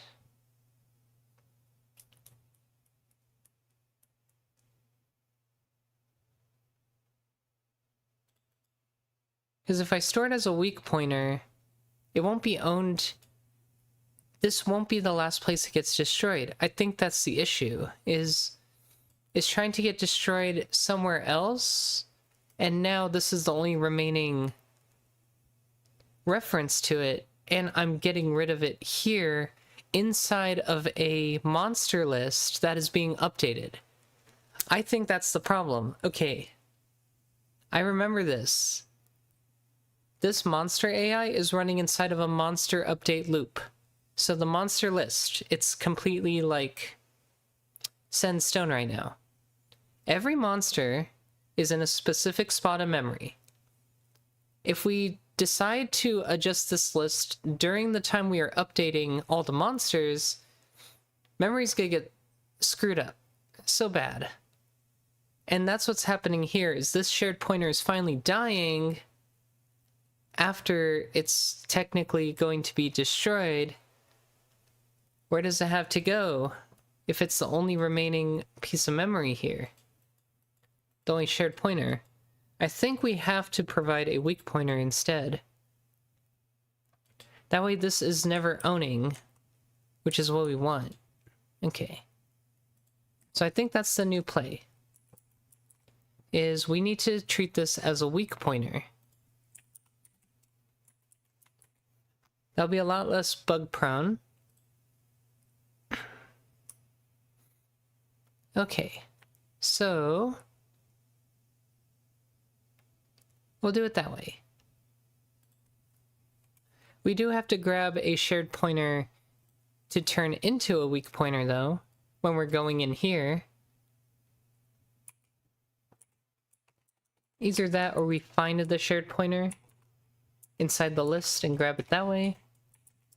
But this makes more sense to me.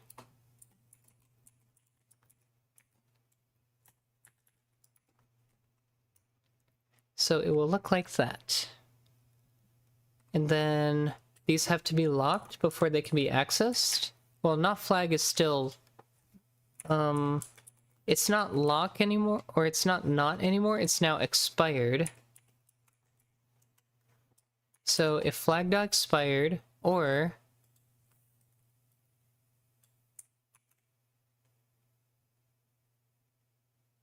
which means it has to evaluate this. And then if it's false, which means it's valid, it will see if it's dead. Okay. That's how that logic works.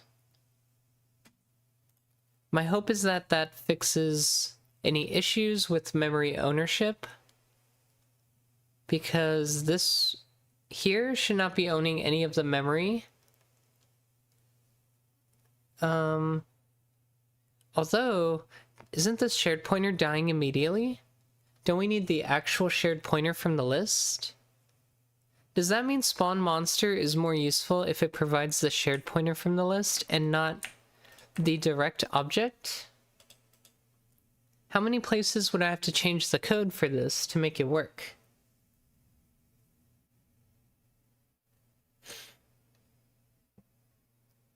Because here's where the pointer's being made.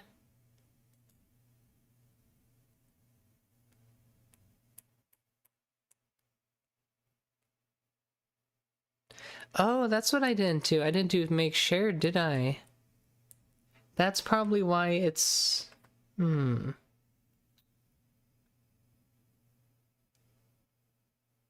See, now I'm not so sure.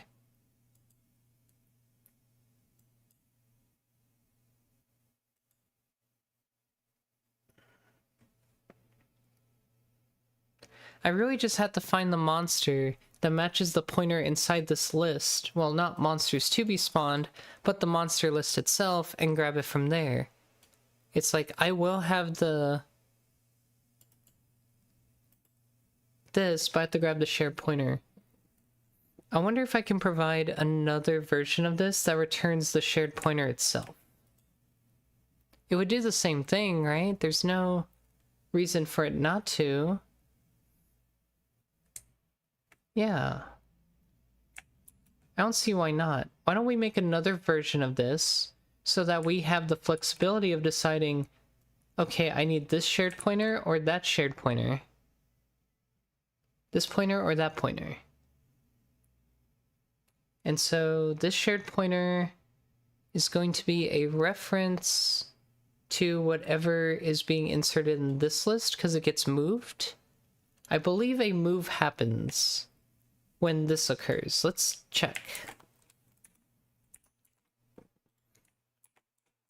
It's been a while since I looked at this code, so this will be fun to see. But I assume a move was used so that it didn't get lost. Yes. So a standard move is used, which is why if we grab a reference to a monster while it's in this list, we're essentially grabbing a monster that's about to disappear when it gets spawned. That's the caveat, is it's going to be moved. The pointer will be moved, so we can't store it as a pointer.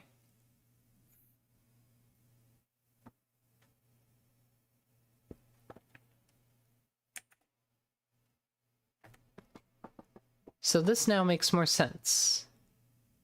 If the pointer is to be moved, then whatever we get out of this will just be a reference to the pointer inserted in here.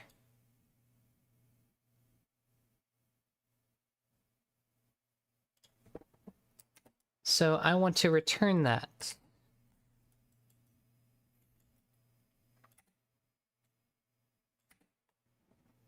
And then we could do something with it. Although, is it supposed to be a reference? I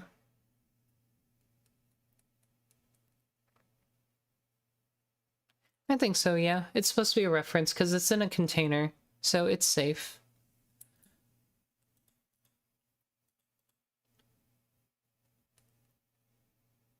And then we can just return the new monster. So, how am I linking this? I'm gonna call spawn monster, but with the shared pointer version up here.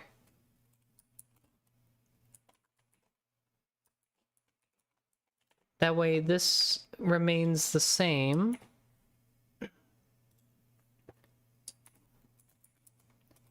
And still usable. But now if I want a shared pointer version of it, I can get it.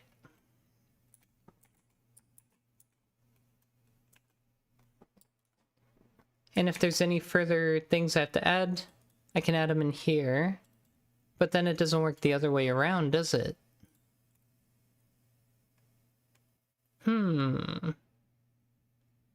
Yeah, that's fascinating. If I call this, then this code won't run.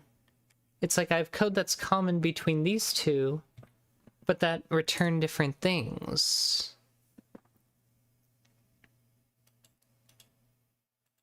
So I need something that will say,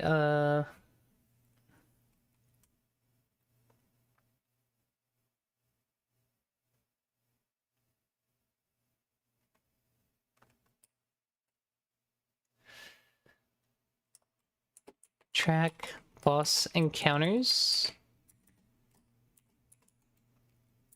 I don't know if I like that. Like,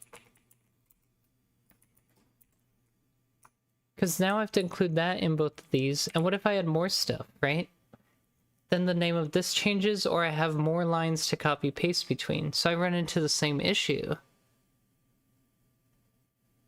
But if we're being real, when am I going to add more stuff to spawn monster, right?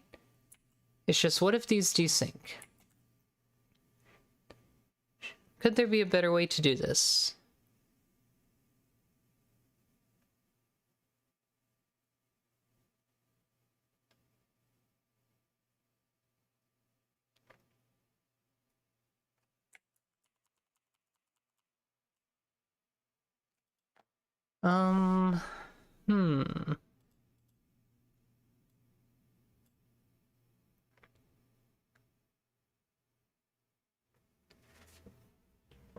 Like, here's the thing. What is currently using the return value of this? Does anything use it? Because maybe we'll just change it now.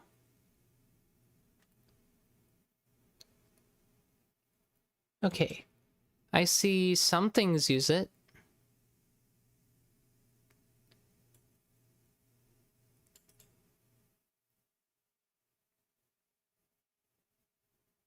They kind of use it on the fly, which makes sense.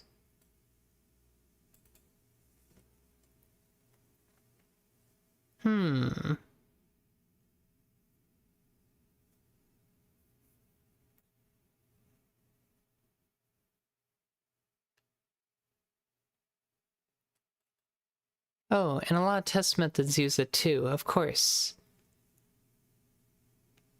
I'm very tempted to switch it to a shared pointer. But that would be a lot of changes.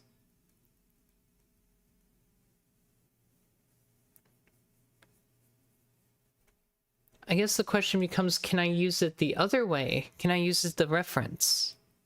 I guess I technically can. So instead of a pointer, we could use a reference wrapper. That will stay consistent because the reference isn't going anywhere.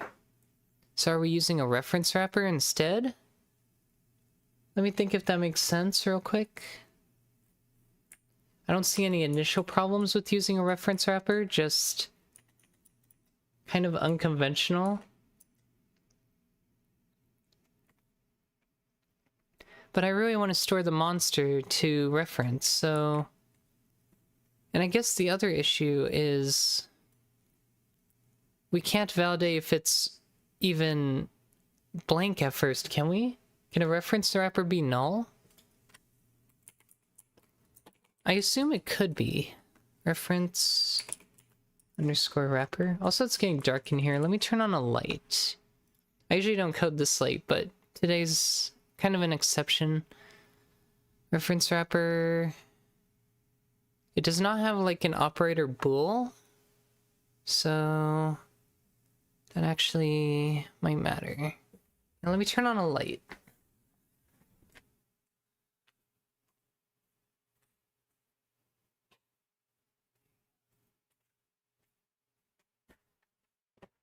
Just something to add a little bit of ambience while we finish up coding here. Okay. Well, it looks like it has to hold on to something because it is a reference. Object to wrap.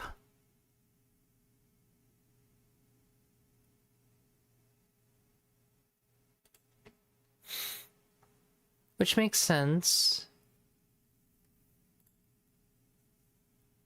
We can make it an optional reference wrapper. God, that would be insane.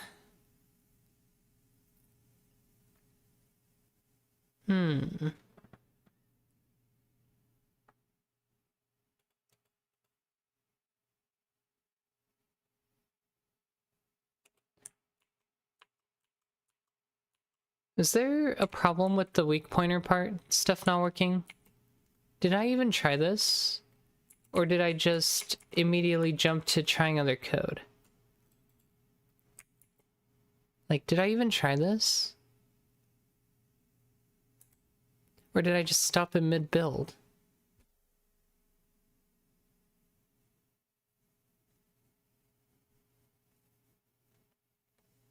I think I just stopped in mid-build, right? I must have.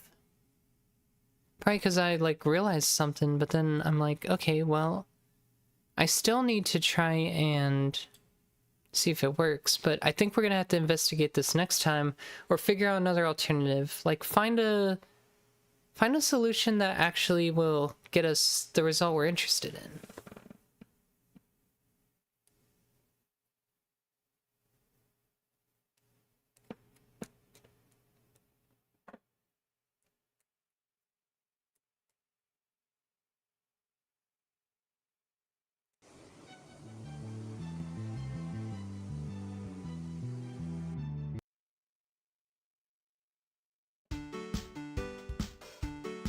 Because now it should at least stop complaining.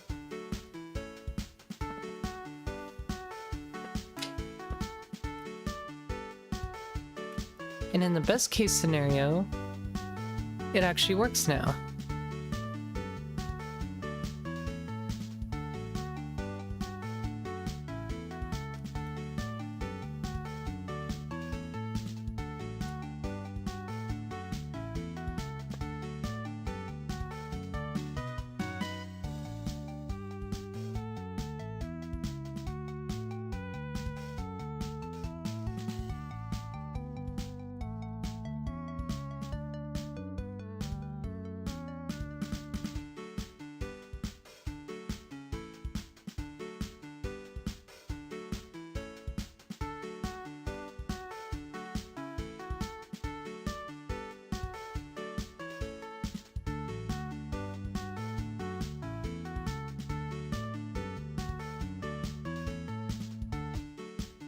Okay.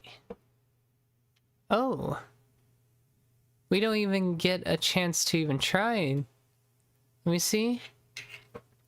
Okay, yeah. I think that was the problem I was thinking. I'm like, that shared pointer is gonna be instantly deleted because I just created it. Yeah, so the issue is we have to grab the shared pointer that is from the list. So why don't we just do that then? Maybe that's just the way we have to go. Instead of trying to grab a dead shared pointer, maybe this is just how we're gonna have to do it. Go figure. So we'll call spawn monster. It will... Interestingly enough, it's not actually going to create the monster right away. We have to wait. We have to wait.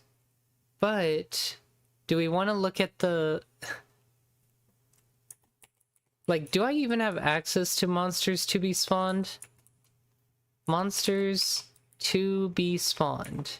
Like, this is an internal structure. There should be no way I have access to this. Yeah, it's inaccessible. So... And we really shouldn't be touching this at all.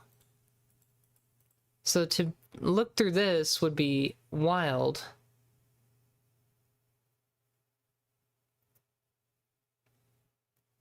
I mean, I could add the logic here. It's just gonna look stupid. It's gonna be like, okay, initial... Found a flag. Set the flag on the next game update. Is one way we could do it. It really is.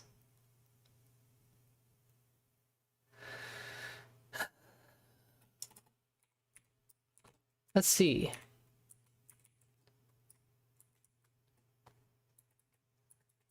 Let's just call it,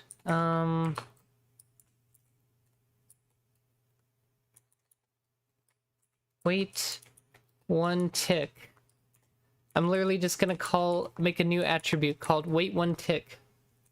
I'm like, this is silly, but technically it is a way to do it.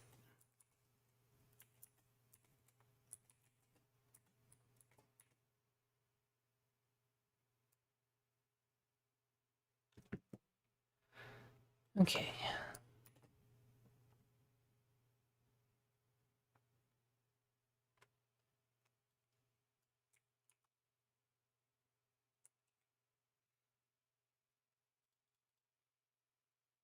Let's see.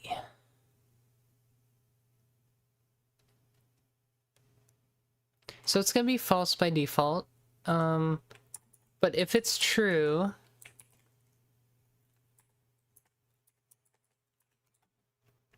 B is for Boolean, that's what my shorthand macro does, then we're going to search for the flag we just attempted to spawn.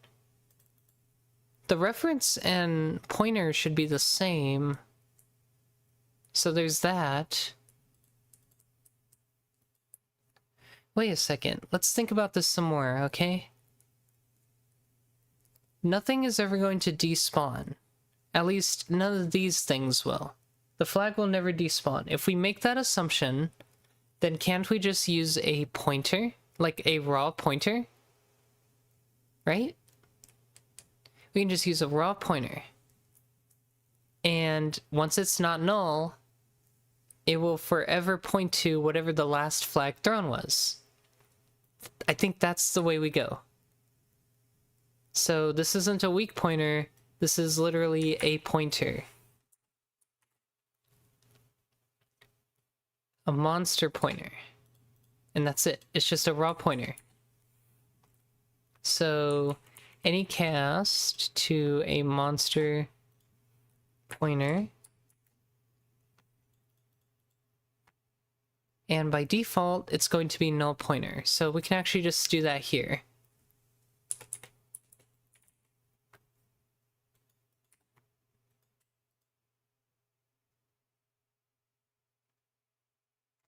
Oh wait, I'm dumb.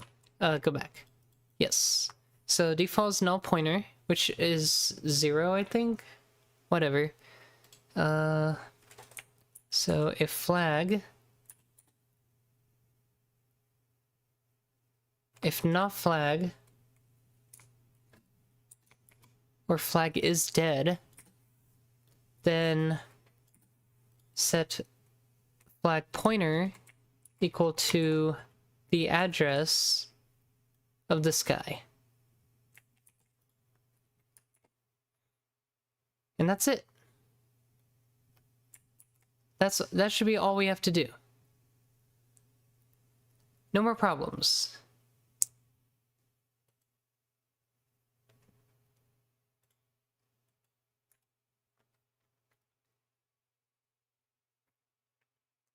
Because the reference itself is stored in a certain spot of memory, and we will have access to that all the time. The shared pointer isn't brand new, it's not going to get destroyed in here.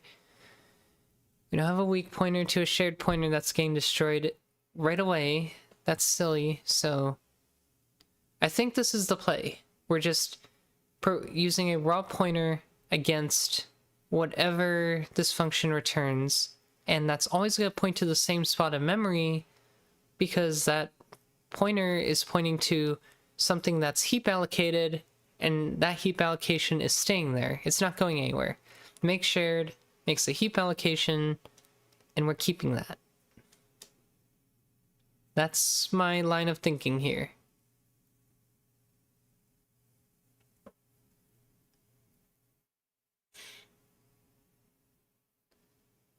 With that being said, once we test, I think we're going to be done and we'll call it for today.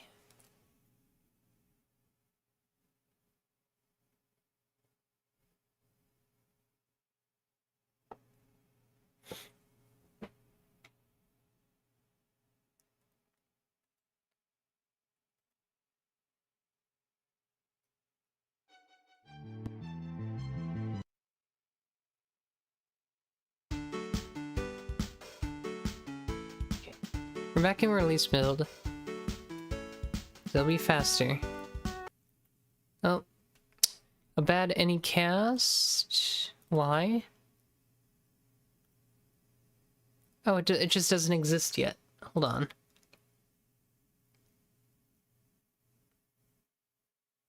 I should cast it to the correct thing? Hello?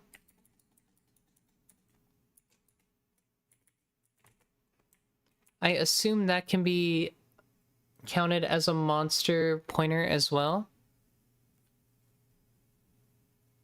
I would hope so.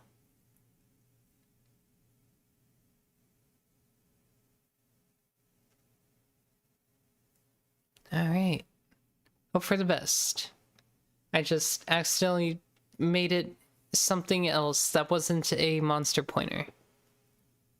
But I assume it's just typed for the sake of knowing what the actual base type is, but you can literally use it as any pointer. Like, you can do it as Void Star if you wanted. Don't ever do Void Star. That's a madman territory. Oh, still doesn't like it, huh? It really wants me to actually specify. Okay. I mean, that's fine. I think we can do that. Oops.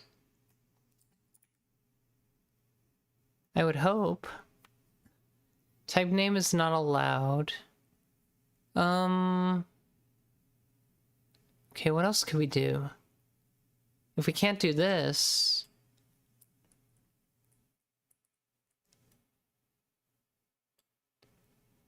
Because I guess null pointer is like a null pointer type, so I guess you could say 0 or null. Like, I don't really want it to be... I guess we'll have to figure that out, right? Monster Starcast. Like, there's gotta be a way to do this, but... The fact we're using the any type is really what's sucky.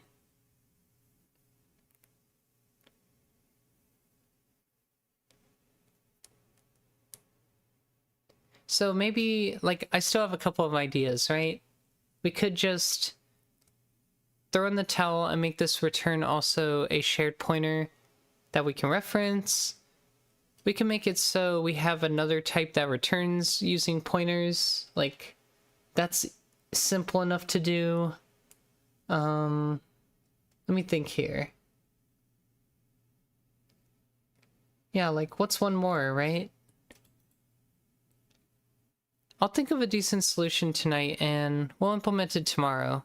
But the code we need is written. Just this any is throwing a wrench in everything. Partially because of memory management. It's always memory. So until next time, this is a great stopping point though. We almost got everything implemented, so finish up that tomorrow, and we start on more monsters. More and more and more.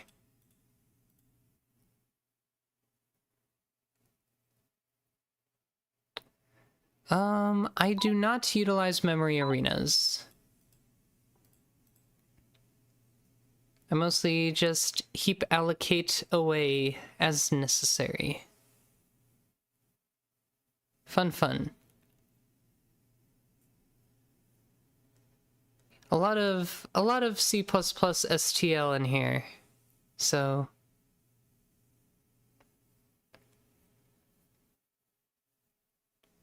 definitely a lot more modern shenanigans than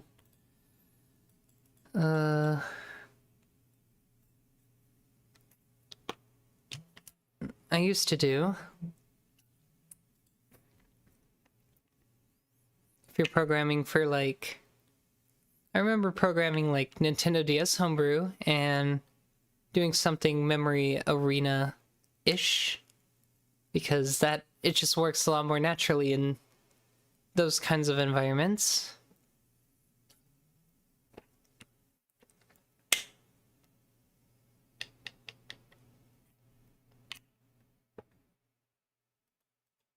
But here it's more the issue is the any type requires me to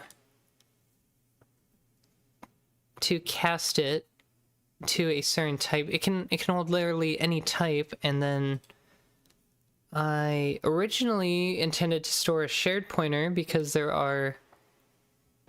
these monsters are heap allocated, but they are managed by shared pointers, which means if I want to grab them, I either need to grab the shared pointer that originally created them, or I need to reference them directly via their objects, which is what I was intending to do here, but something doesn't let me create initially this any casted monster pointer thing that I need. I'm not sure what I'm supposed to do about that quite yet. So that's what I'm figuring out, but that's probably a task for another day.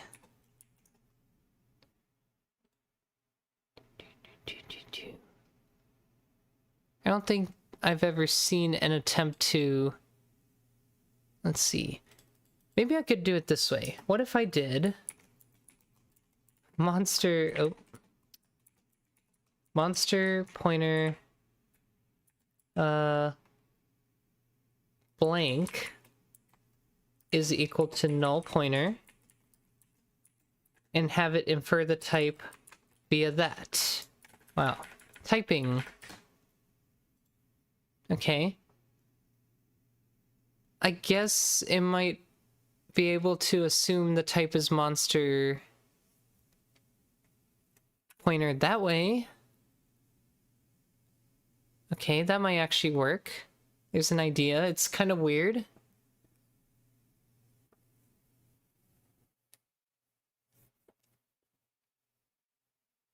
But hey, if it works, it works.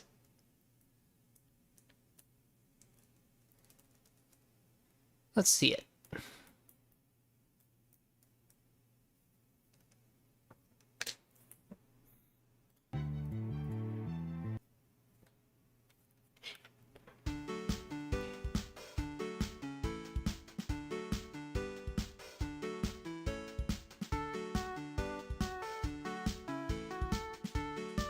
Alright, well, the good news is now we can actually play, so that's good. Oh, thank you. Appreciate it. Alright, can you stop bumping into me for 2 seconds so I can test this out? Okay, so I'm trying to kill the flag here, and when I kill the flag, there it goes. Okay, so it can now spawn new flags. Excellent. Okay. So that actually worked. Turn on God mode. Yeah. I mean, that character is cheated in too, so that kind of works out. When I first built the experience system, when I got a level up, the XP amount never went up, so I just kept getting levels. Like, the XP never reset, so I kept getting levels, and yeah. So that character has extra privileges, so I use it for testing most of the time. This is great though. This puts us at a very good spot. Skeleton, Captain. Unfortunately, the flag spawning is not quite working the way I intended. Like, it looks like the flag is being spawned where the skeleton captain is instead of its target. So I think I'm gonna change that for next time, but we got the basics in. Skeleton captain and flag mechanics implemented. We got all that done. And this puts us at release build 12382. So we're on good pace. We're gonna have to look at a couple of little things tomorrow. Are you working on implementing different attack patterns? For this monster, it had 2 specific things, but we have a lot of other monsters that will do other things, so it's just a matter of making all of them. Where are they? Yes. We have a whole document on all the monsters for this particular chapter. So we're just going down the list and working on them as we go. And then we'll have some bosses and how those will be implemented. And we're just chipping away at them. The game is at a point where we just have to add in a lot of content. And once all the content's in, it's pretty much ready, other than lots and lots of testing, of course. So yeah, but I just finished implementing the AI for this monster, so we're pretty much ready to move on, other than that bug.